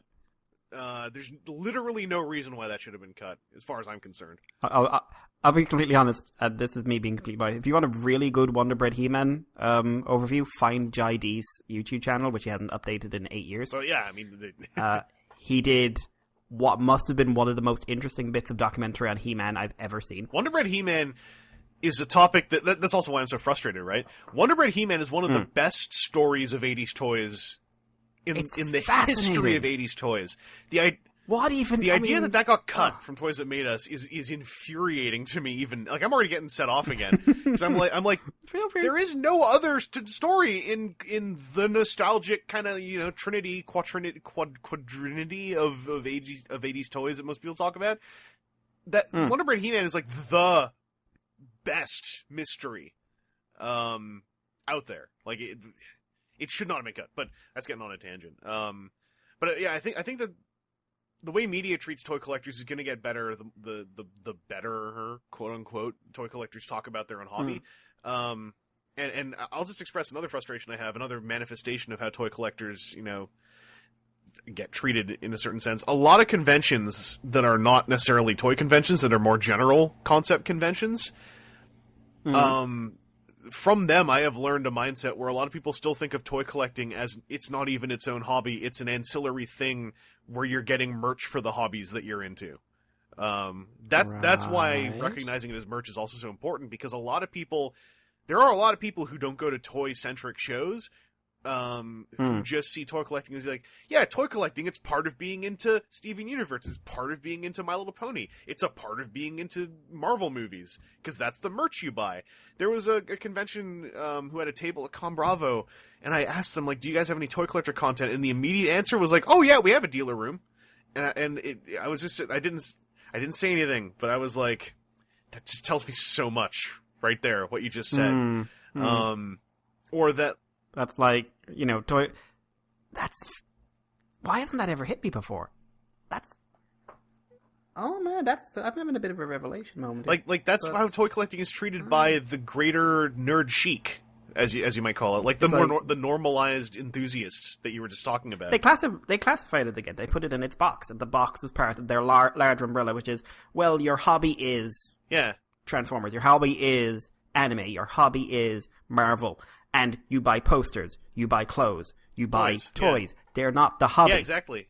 The hobby is Marvel. That's one big reason why I really want toy collectors to talk more about the toys they collect in these like more granular, more thoughtful terms.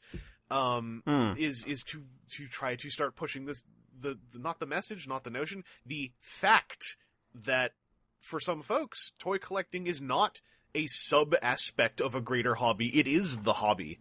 An appreciation of how the toys are made and what they are, what they represent, the advances in them. That is the hobby for some people. Or not, and I'll immediately cut the legs on that a little bit and say it's not 100% the hobby, because obviously with Transformers, there is a whole media side to it, but, people can engage in the toys without engaging in the comics, or our friend Seth, he's made it clear he doesn't keep up with a lot of the Transformers media, but he's still buying it. And Transformers just being a really good example to go to. It's like you can have good conversations about the toys,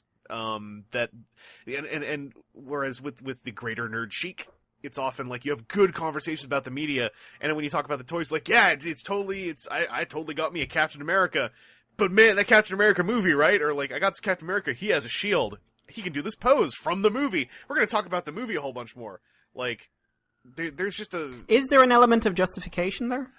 Like, I am justifying why I've bought this toy, which is, I have bought this toy because I am a Captain America fan. I'm not buying this toy because I want the toy. No, that'd be silly and childish. I'm buying it because it represents the comic book character I'm interested in, while I'm a comic book character fan. In a broad level, I want to heartily agree with that. Because I think that's also that is something that will be in the long term. Solved is a bit of a harsh term, but I'm just using solved because it's the first word that came to mind. That's something that better quote unquote conversation about toys as a hobby will solve. Because there is a certain aspect of, like, with adults to this day still, like having to, I guess, sort of, like, especially adults who are getting into toy collecting right now, there sometimes is a tone of needing to justify it. Easy example. How many people who collect Hot Toys are really quick to add, I collect them because I like to do photography. And Hot Toys are a great photo subject. I love taking photos of. I like to set up dioramas and stuff with them. It's like they immediately try to get away from the fact that literally the company's called Hot Toys. But then they're like, I like to do photography. Like, I've heard that more than once, and it makes me kind of grit my teeth a little, because I'm kind of like, that doesn't matter though. Like, I mean, it matters obviously, but that shouldn't be part of the sentence where you say you collect Hot Toys. That should not be, I do photography. Like, it should... Hot Toys... That's saying my hobby is photography, and I'm using Hot Toys as part of my photography hobby. It's the same thing. It's the same psychology as... It's that... It's part of what's made Hot Toys also frustrating to follow coverage of, because a lot of the time, like, Hot Toys coverage is how good it looks for photo shoots. And that's great. That is important. But like Hot Toys, I always want to talk about, like, what's the lifespan on the toy if you actually want to just pose it as a tactile experience chilling out on your desk? There's lifelike silicone rubber muscles over all the arm joints. Will that rip? Or, is there something I have to worry about? Is there going to be creasing if I, have the arm raised for more than a day? Will it pull out? Will the sleeves pull out of the sockets and the gloves and stuff like that? Yeah. Like, what was it? Was it Mezco? That was their first Batman. Yeah. And, I saw a lot of talk about that toy. And I think maybe you and a couple of other people who were toy collectors said, like, by the way, when you're posing this, it gets wrapped up in the joints. I mean, this is also a thing with some, not a lot, but some NECA coverage, where there's some NECA coverage that just says, it looks really good. It has a numerical number of points of articulation. It's a great toy. And it's kind of like, okay, but what's the range on that articulation? Do those joints work? Did it work out of the package 100%? If I shake it, will one leg fall off? Yeah, did weird like skin-like flakes of paint come off when you worked one of the pin hinge joints? What is so fascinating on the left that it seems to be looking down there perpetually? Yeah. So yeah, I forgot what I'm remembering us coming from a place of how the media talks about toys, but like yeah, basically I think the point we hit that is really important to summarize it is like in the greater SDCC Marvel movies nerd media, toys are in for a lot of people still seen as a sub factor. They're seen as part of that. They're seen, like you said, they're seen as part of the thing alongside posters and art prints and etc. Funkos as like, yeah, it's part of the merch. And that's unfortunate because it denigrates the nature of the toy itself in a way that leaves out a lot of the more interesting aspects of it, in my opinion. Well, sticking with sort of the media portrayal of collector psychology for a second, did you see the article that came out in the British papers? Oh god, it would have been about 2 months ago. Was that the now? one where the writer actually did a self-rebuttal? Yes, and I ended up being quoted in it, and it was very odd. And also, it was very strange. Don't get psychologists to comment on evolution. I'm going to comment on it, and then I'm going to go off on a tangent about psychology. But I was fascinated by that because thinking of collector psychology, it was women are collecting. How do we justify women collecting? Mm-hmm.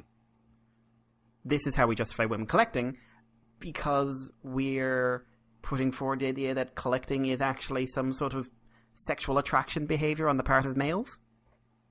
And it's women are collecting, women collect female things. Yeah.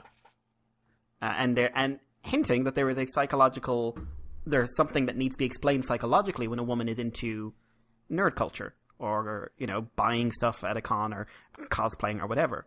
And then the rebuttal argument, obviously, especially from the Transformers fandom, interestingly, actually, from the Transformers fandom, the guy got lambasted. Yeah, and rightfully so, especially when, and I mean, this is propping up Transformers, but I think rightfully, like, we've had in the past 3 or 4 years, like, out of Transformers specifically, statements about how the nature of the boys' toys, girls' toys divide is crumbling, and how it's more of a limitation. Even just in terms of raw sales projections, it's limiting stuff more than it is supporting the craft of selling toys. And for the Transformers fandom especially, like, and this is very much on the back of a combination of it feels like Prime actually, and the IDW comics. The Transformers fandom has become immensely more. It hasn't just become more diverse. It's always been a diverse fandom, but openly I would say I would say is outspokenly the right word? I was gonna say like maybe more outspokenly diverse, more visibly diverse.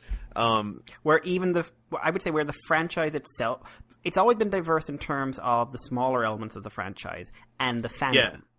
But now we're in a situation where the fandom is more obviously diverse in the origin of who's collecting, and the franchise is now reflecting that. Yeah, and I've always felt like one thing I felt, and I may be proven wrong, sadly, I don't know, and not for any particular reason. It's just like we don't know what the future will be. But I feel like the Transformers fandom specifically is very inoculated against an old boys crowd dominating the conversation and trying to run off fans from demographics they don't care for who want more progressive or more inclusive media. Because now a huge chunk of our fandom was brought in by more progressive or more simply inclusive media.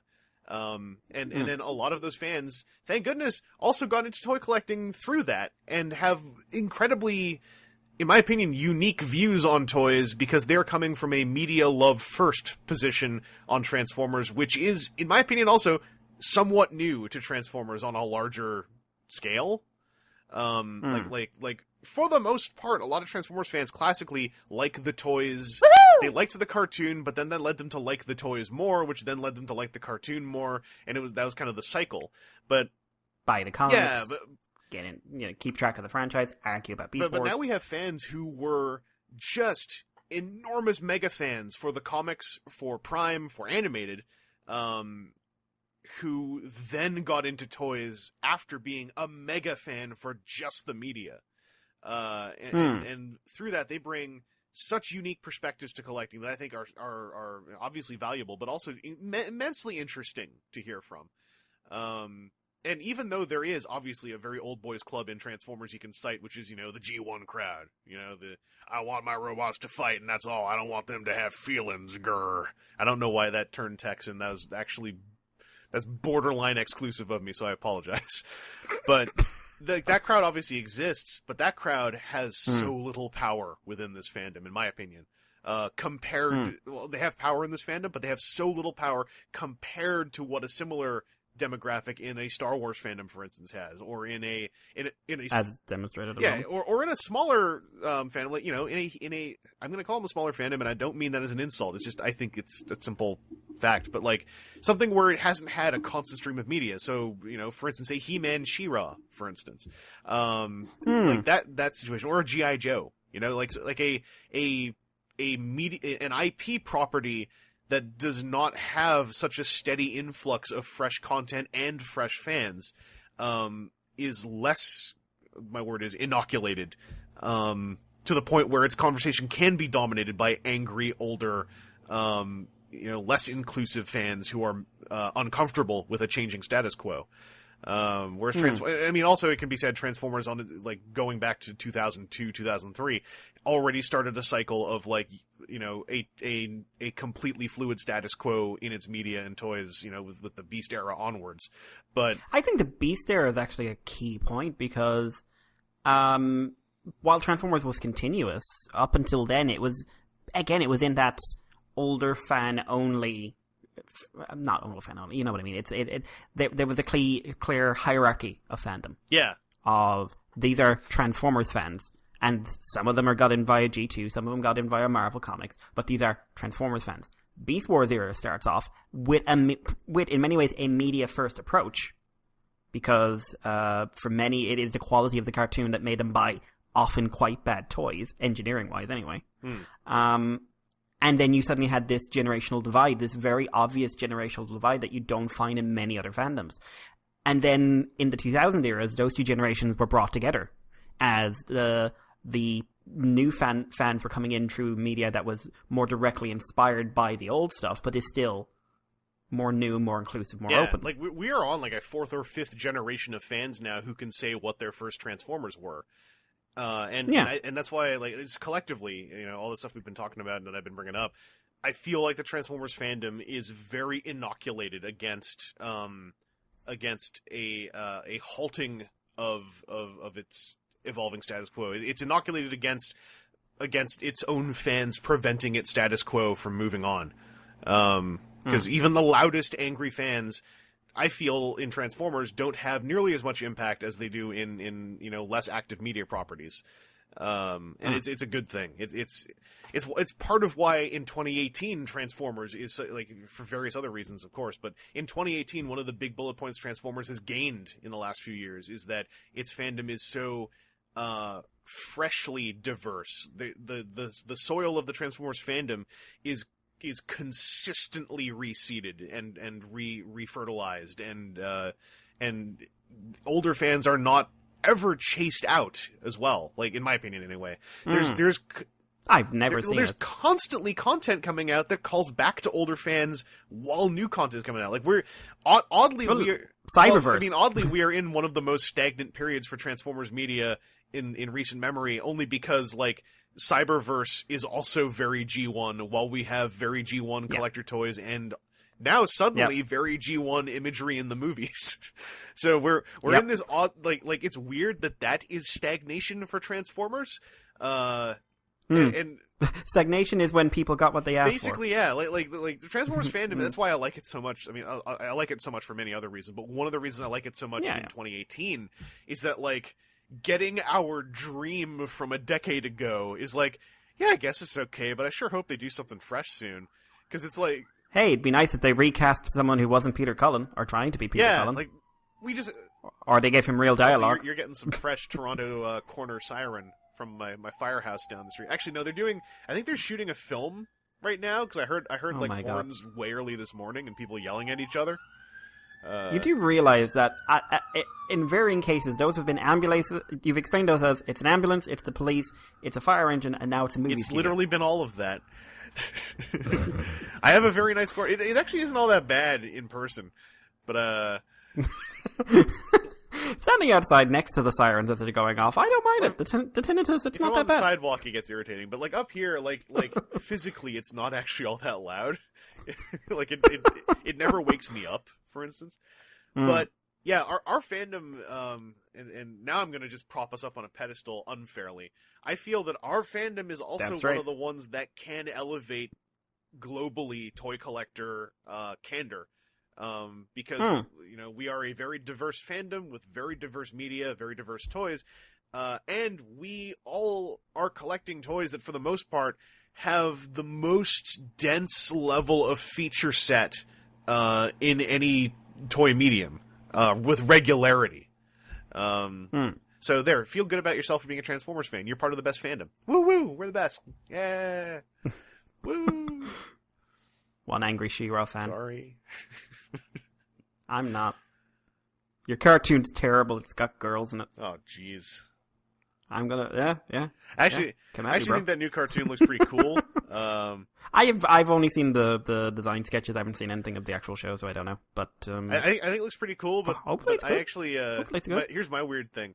I think in some of the shots the eyes look weird, but like. I think everyone going like it is anime now hasn't actually seen an anime. Exactly. Yeah, I know. Yeah, the anime thing and the Cal Arts thing are those have become like those have become words you see where you're like, I am now forming negative pre-opinions on whatever you're about to say because I got a feeling you're quoting someone on YouTube. Hey, that Japanese robot sure looks Gundam-y. Yeah. Oh, that Gundam, that dumbass Gundam. That's a Macross toy. That dumbass Gundam, that's Star Saber. Get away from me, fandom police! Yeah, it's getting quiet. Someone driving by. It was Big O! Anyway, I forgot what we were talking about.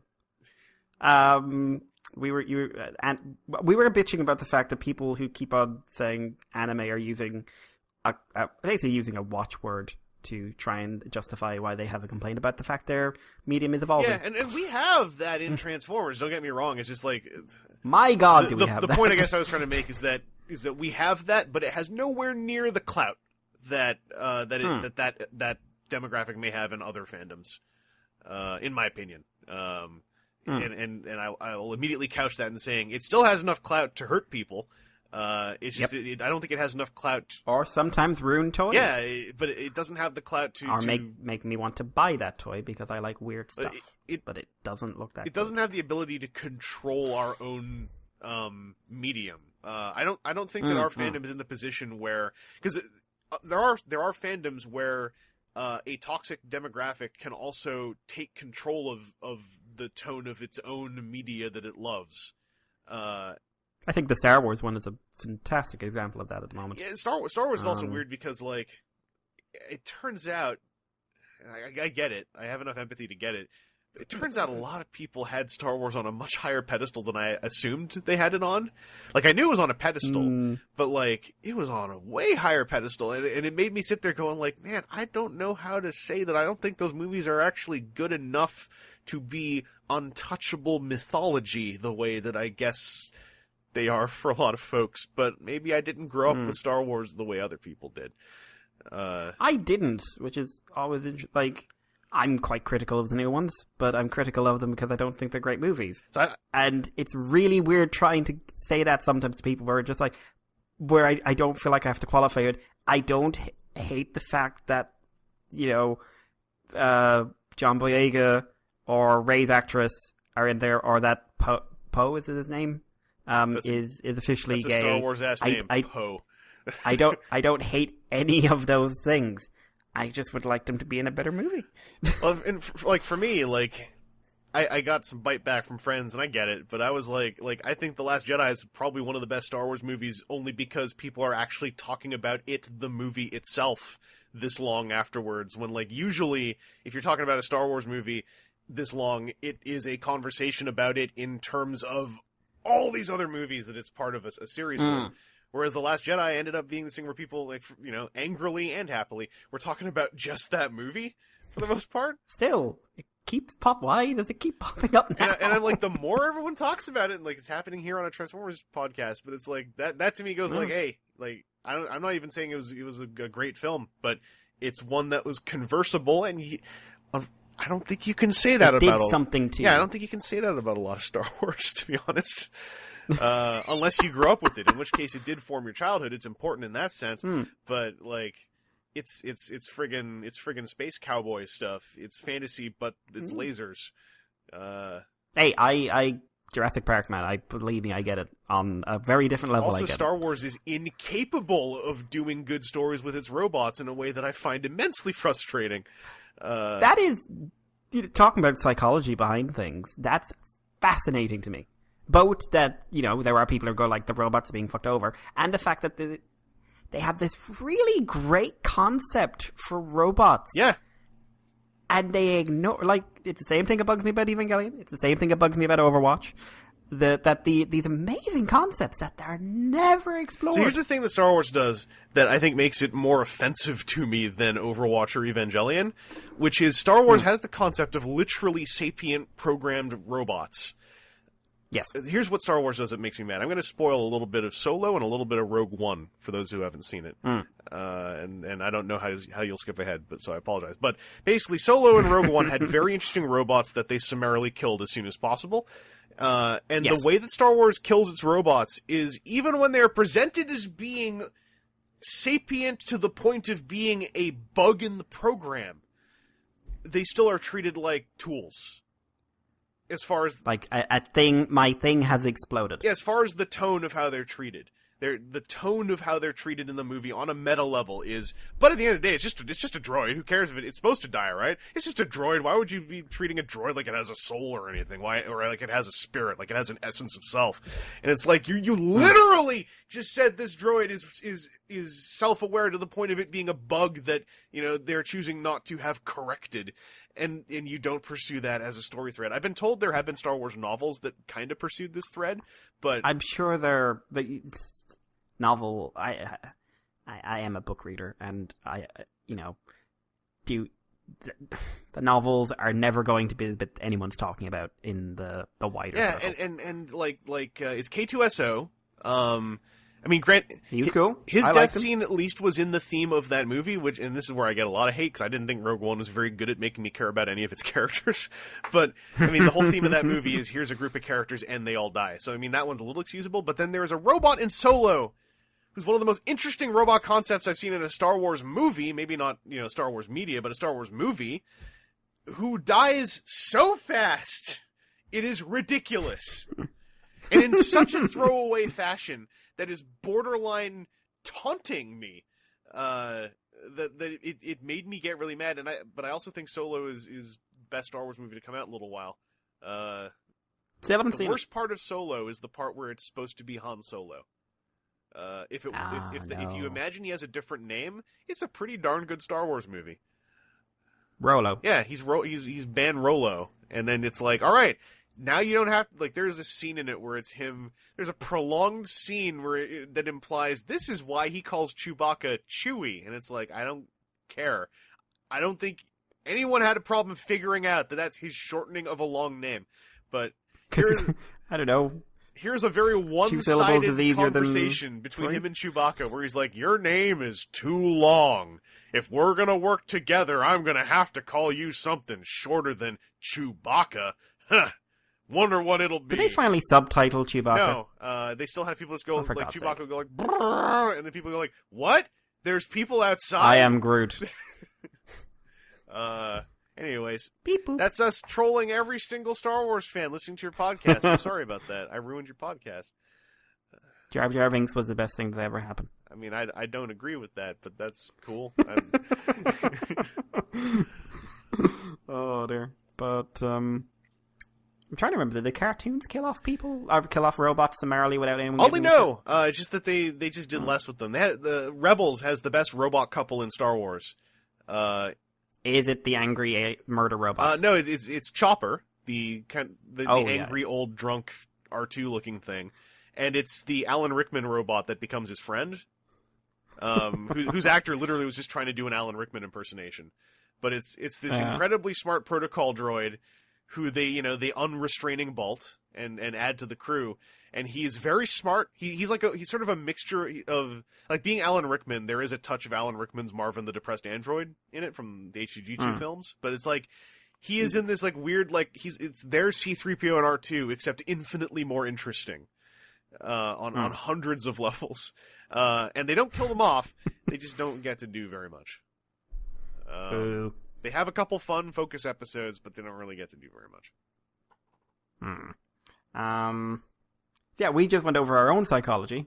I think more than collector psychology there. Yes. Yeah. Yeah, let's try and bring it back around because we both went tangenting there. Like I said, I'm not the host. I just go freestyle. Hey, you know me. I love talking about nonsense, but I suppose like you were saying, you have a lot of audience interaction in these panels.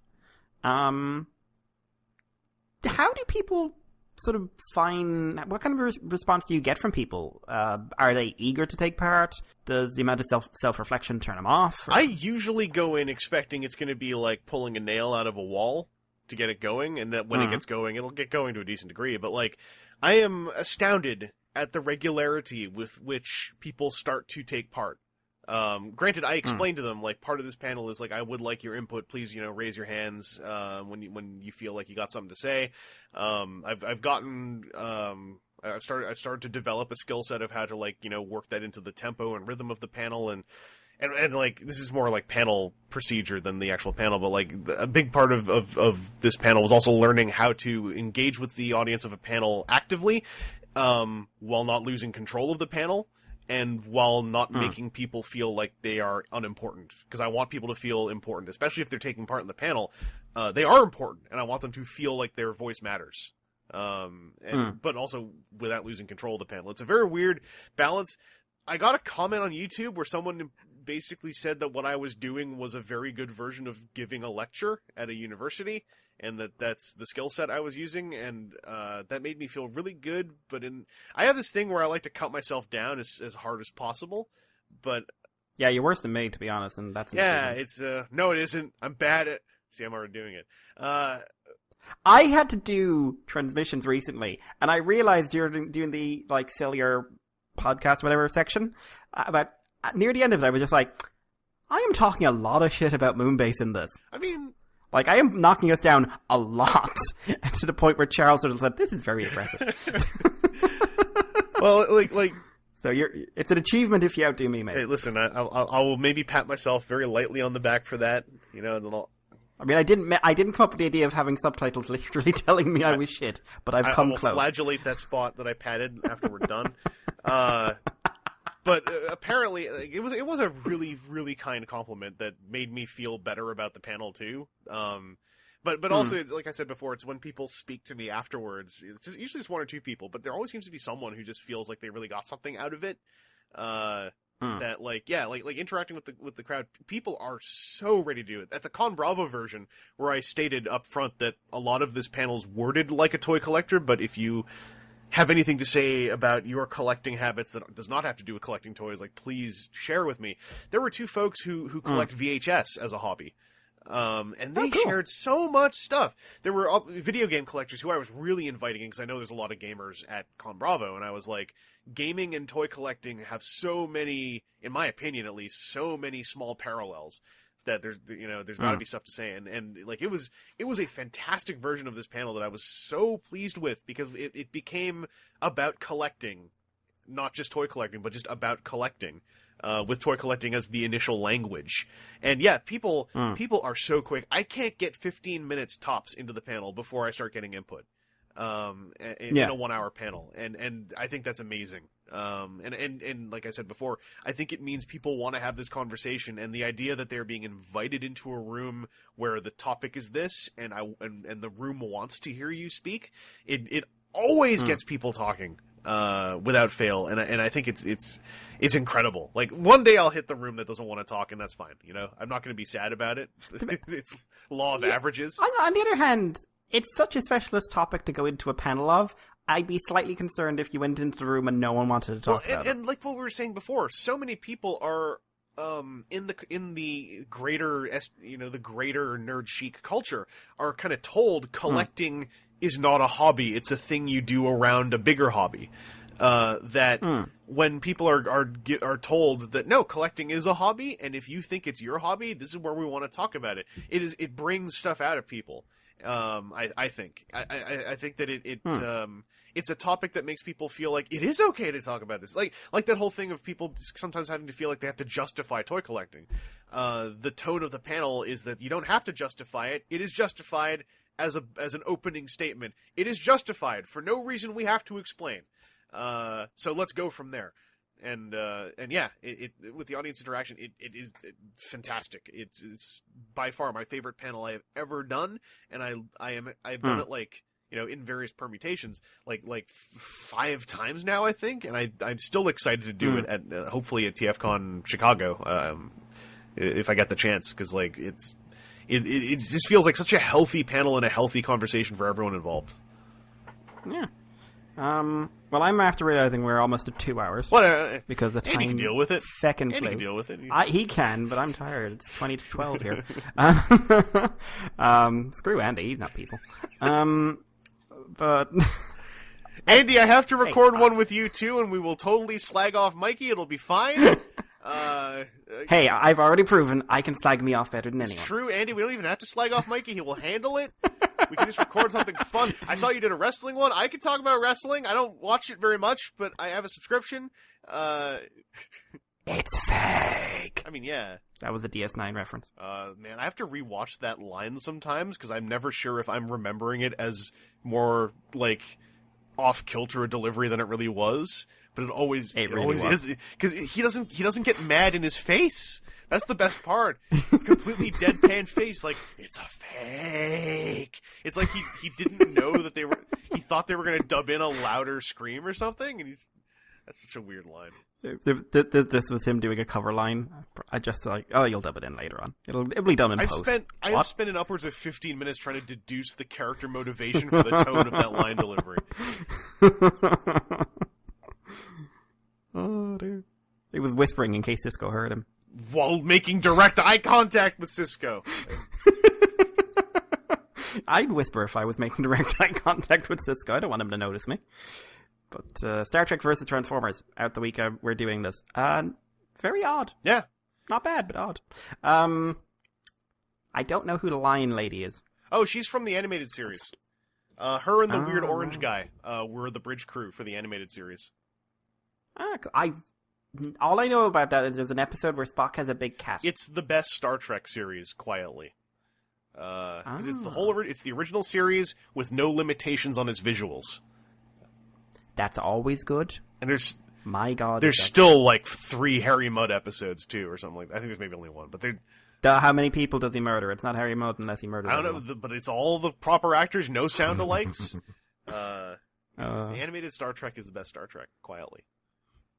Yeah. Follow up from this: the psychology of Star Trek Discovery fans and haters. I gotta watch that stuff. I want to watch it because an equal number of friends of mine hated it and loved it, and that means I have to watch it because that means it's interesting. Oh yeah. Yeah.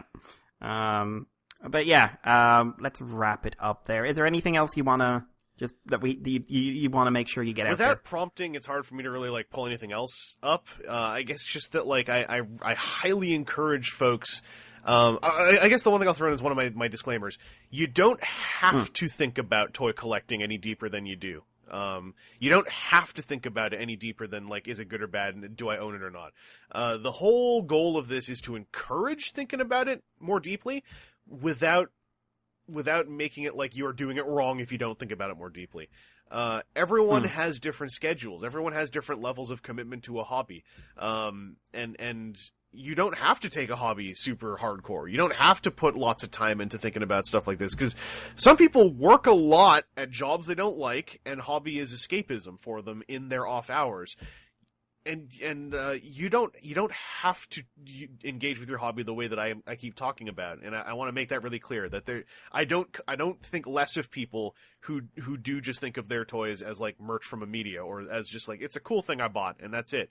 And I think it's really important to state, because so much of the panel ends up being about like all this kind of like hand wavy, like high level, like we are going to redefine the tone of our collecting. We are going to hit the level that video games are at, where they are questioning if it is art, blah blah blah. But like at the end of the day, it's also a hobby, and it's the most important thing to you, the individual, is what you get out of it. And if all you need to get out of it is a really like very simple, very, like it's just your off hours kind of escapism thing amongst maybe other things, that is completely valid and fine. A lot of what I talk about, I guess, is really aimed at people who are as into toy collecting as I am, and who put as much time into it as I do, in their day, because they probably love the hobby that much. And of course, as I said before, everything in these panels, everything in this conversation we've been having, it's just we are just two people talking, and we are not authorities. No matter how confidently or unconfidently we may say things. So, at no point are we telling you you're doing it wrong. I guess is what I would want to say. I wanted to throw in a jokey unless, but I couldn't even think of one, so I'm going to leave that alone. Unless you're buying NECA? You know what? Sure. No, I literally said it's fine to buy NECA earlier, so I can't do this. You aren't doing it wrong. Jack specific? Unless you're me. There, I did a self-deprecation. I did one too. Hey! Yeah. I had something to say there, and it went out of my head, because I was trying to think of a toy line that we hadn't That's mentioned. the effect I have on people with my droning voice. Number 2! In 2 minutes. Right, we better end this before this suddenly turns into I'm so sad. But Chris, before we wrap up, when is the next panel? I think you said it in there, but just in case. I'm not people missed confirmed yet, but I'm really hoping to do this panel again at TFCon Chicago. Basically, I will always submit it to TFCon, and I will always submit it to Con Bravo. If I'm out there for Capital City Comic Con in Victoria, BC, I will submit it there. That doesn't mean it's going to happen at any of these, but I will submit it with a lot of very eager wording around it about how great a panel it is. Yep. Well, I hope you get it, because I think this is a fascinating topic. I think the psychology of why we do things, why we spend the money we do sometimes, is so important. I think it is important to be aware of it. Even if you're not on a wholly personal level, on a broader level, I know, like, financially it's not really an option a lot of time, but if you could ever get over for TF Nation, apart from the fact you'd finally get a hug, I would love to see this being presented in that kind of environment. I think, especially the way TF Nation is now, it would be perfect for the way things are. So what I'm going to say is I really want to get out to TF Nation, and I'm going to try harder next year than ever before. It doesn't mean I can necessarily do it, but I really want to get out to TF Nation, in part because I mentioned it before. The UK Transformers fandom is a very unique and wonderful community that I think is like it's not like they're better at being a community or anything, but it's like there's a very unique tone in the UK community, and it's not like any one thing. It's just like the UK community for Transformers is like just. When you see UK fans talking, it's like you see them and you're like, those are the UK fans talking in that UK fan atmosphere, and it's hard to. I don't really know how to explain it. In part because I've only ever watched it from afar or seen it on social media. But like, I very selfishly want to go and like stick my face into that and go like, "What's up, everybody?" And then obviously everyone's gonna go like, "Oh, you, the one who put on that lousy accent when you reviewed Rune." But yeah, I would like to get out to TF Nation, and if I do get out there, I would like to somehow submit the panel. I'm not sure how all that works. Definitely, like this is very much up the alley of what they're doing these days. So if you can do it, like submit first. Maybe they'll pay for you to come over. They won't, but I would feel so guilty if they paid for someone to come over to basically like tell the audience to talk through their panel. Like, yeah, what's up, everyone? I got flown over. Anyway. I'm going to sit here with my phone, you talking about yourselves. Fill in my panel content. No, don't worry, I'm filming. You'll be on YouTube. You'll be famous. You'll be on YouTube in 2022 when I've edited the footage. Yeah, and then you can get your get your brand in. I'll make you famous, kid. That'll be great exposure for you. Oh, But I did remember what I was going to say, by the way. You mentioned this, like, one of the great things about this is can we discuss, like, is there artistic merit in this? Mm-hmm. In any of this? I find that fascinating talk, especially nowadays. As the gatekeeping aspect of what is art is being more and more and more eroded by cartoons that deal with emotional problems, gender issues, sexuality, the issues of being deaf, stuff like that. Comics that touch on PTSD and a million other things. Toys that, and the artistic nature of engineering, the artistic nature of design, etc., etc. As art, the protective nature of, inverted commas, high art is being just consistently eroded. This kind of panel that does bring out the psychological aspect of this is right on the cusp of where it needs to be. I obviously agree with you, but because I have huge bias. But yeah, yes, there is that. It's just the notion, because it is the panel is in a way a direct disagreement with the whole notion that collecting merch is just a subset of a greater fandom for something else. And also, that the gatekeeping of art is getting eroded in my opinion, a positive way, and that, to go off what I was saying about the Transformers fandom, the gatekeeping of our Transformers fandom is getting depowered rapidly, no matter how much people want to do it. It doesn't matter anymore. Everything that that Transformers fan X thinks isn't quote unquote true Transformers. There are 1,000 times the fans of that thing for whom that was their first Transformers. Almost literally every Transformers was someone's first Transformers, on a degree to which there is a demographic that something could be marketed to in 10 years. So in Transformers, gatekeeping is borderline parody when it happens. I know for a fact that I have very bad gatekeeper tendencies. And when I catch myself doing it, especially now, it's just so, like I said, it's like a parody. It's just pathetic. It's why, if I get worked up about something, it's this is so stupid given, the fact there's probably, an entire thriving social media community somewhere on, Facebook or something, with literally hundreds, if not thousands of members for whom this is their regular tone, and I'm sitting here griping clutching my pearls, and oh, do they know that the root of that aspect of the thing was rooted in this? Anyway, yeah. one more little fist in the air for how good the Transformers fandom is, on a very general level. Yep. But Chris, market yourself, sir. Yo! Panel will hopefully be in TFCon. Where else can people find you, apart from under the bed? All the panels eventually are going up on my YouTube channel, which is youtube.com/VangelusCentral, where I also sometimes do tour reviews, and sometimes do interviews, and sometimes do other things. I'm also Vangelus on Twitter. I'm Vangelus Central on Instagram. I'm Vangelus Central on Facebook. I do WTF at TFW, the Transformers podcast on TFW 2005, and I also pop up on Moonbase 2 a whole bunch.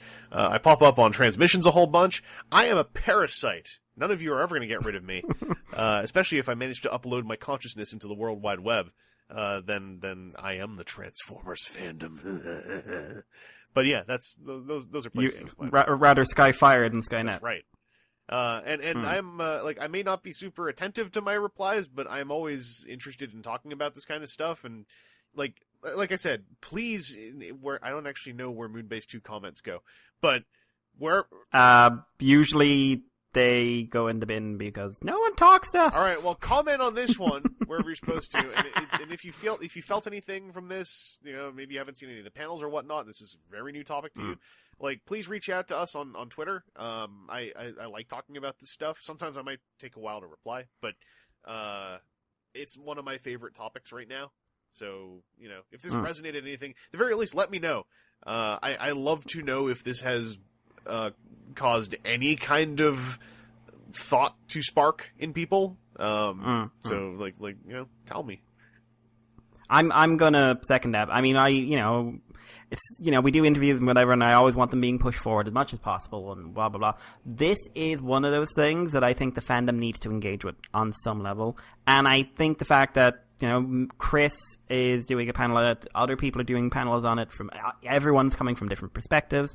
I think it's really important on some level to at least, if you can, pay this one forward, not because it's on Moonbase and we want to get more attention, blah, blah, but pay it forward because this is a topic that on some level I think people will benefit some minute way from, possibly the wrong word, but from confronting. So if you're listening to this and, if you're listening to this and you can get 2 other people to listen to this with the message out, if you can pay it forward a bit, I'd be fascinated to hear as much as I can about replies. If you're on Patreon when you hear this, Jason Kirk, Jeremy, whatever, if you could put it out there somewhere on the other podcast, just so we can get, if we get a bit of rolling on this, because this is where, the social studies part of me is getting antsy. And I really want to hear what people's takes on this. Not the bits where we went on about DS9 and Star Wars, but even then, about, we're talking about this advanced topic, and yet both of us have this tendency to divert onto tangential things and then swing back around. The parts there's something to be said there. The parts there. where we're talking smack on all kinds of other stuff, generally we're aware that we're pretty wrong. So you don't have to tell us. If it helps you, then, tell us. But please send it to NECA's Twitter directly. We know we're probably wrong about all kinds of stuff when it comes to to everything generally, but especially when it comes to us, slagging on some Star Trek, Star Wars, NECA, et cetera, et cetera. But I personally would be the most interested in hearing about your thoughts on toy collecting, but that would help too. Yes, we'd be interested in that. But really would love if people could pay this one forward as much as possible. But yeah, if you want to hear this interview a week early, you can sign up to our Patreon, $2 a month. You get this, you get Moonbase Woo Woo, and you get an extended version of the comic show, which is delayed at the moment because the IDW release schedule is bollocks. Oh man, those I feel for IDW folks constantly for various reasons, yes. But man, this especially the fact that it's the end of the continuity, and yet they are still in this I guess it's coming out next week kind of stage. It's I think Optimus 25 is now in November. God, someone said, and I think it might be the last one, which is no. At least the 25s we know are a pair of standalone finale issues for the most part. Yeah. So it's at least it's not going to be a chronology thing. That 3-week whatever period though, when Optimus Prime was behind Unicron in the worst way, that was. I felt terrible for John Barber. Yeah. But that's going to be delayed. We're probably going to end up doing a doubleheader in October, and I don't know. We haven't tried this since the Underbase days, but maybe we can hound some of the IDW for a review copy of 25 just so we can record one in time. You can email us, of course, themoonbase2@gmail.com. Comments to do with anything to do with the shows, especially this one. Send us something on Twitter @themoonbase2. Myself, Irish Paleo, Andy, Cobra Commander, he's CCTFW over on Twitter. And just keep it coming. And I really have to thank Chris for this one. I said, I thank everyone that come on here. I never mean it. That's right. I never mean it. But in this case, this has been something else. I have got to admit this has been something else for me. So I really have to thank you for this one. Absolutely wonderful of you. Thank you for having me. I am pleased that anyone wants to talk about the subject of that panel. Yeah. So guys, check it out. Check out his YouTube. I know at least 1 or 2 are up there. So check them out. And we will talk to you again next time we have someone to talk to. Take care. Stay safe. You are now leaving Moonbase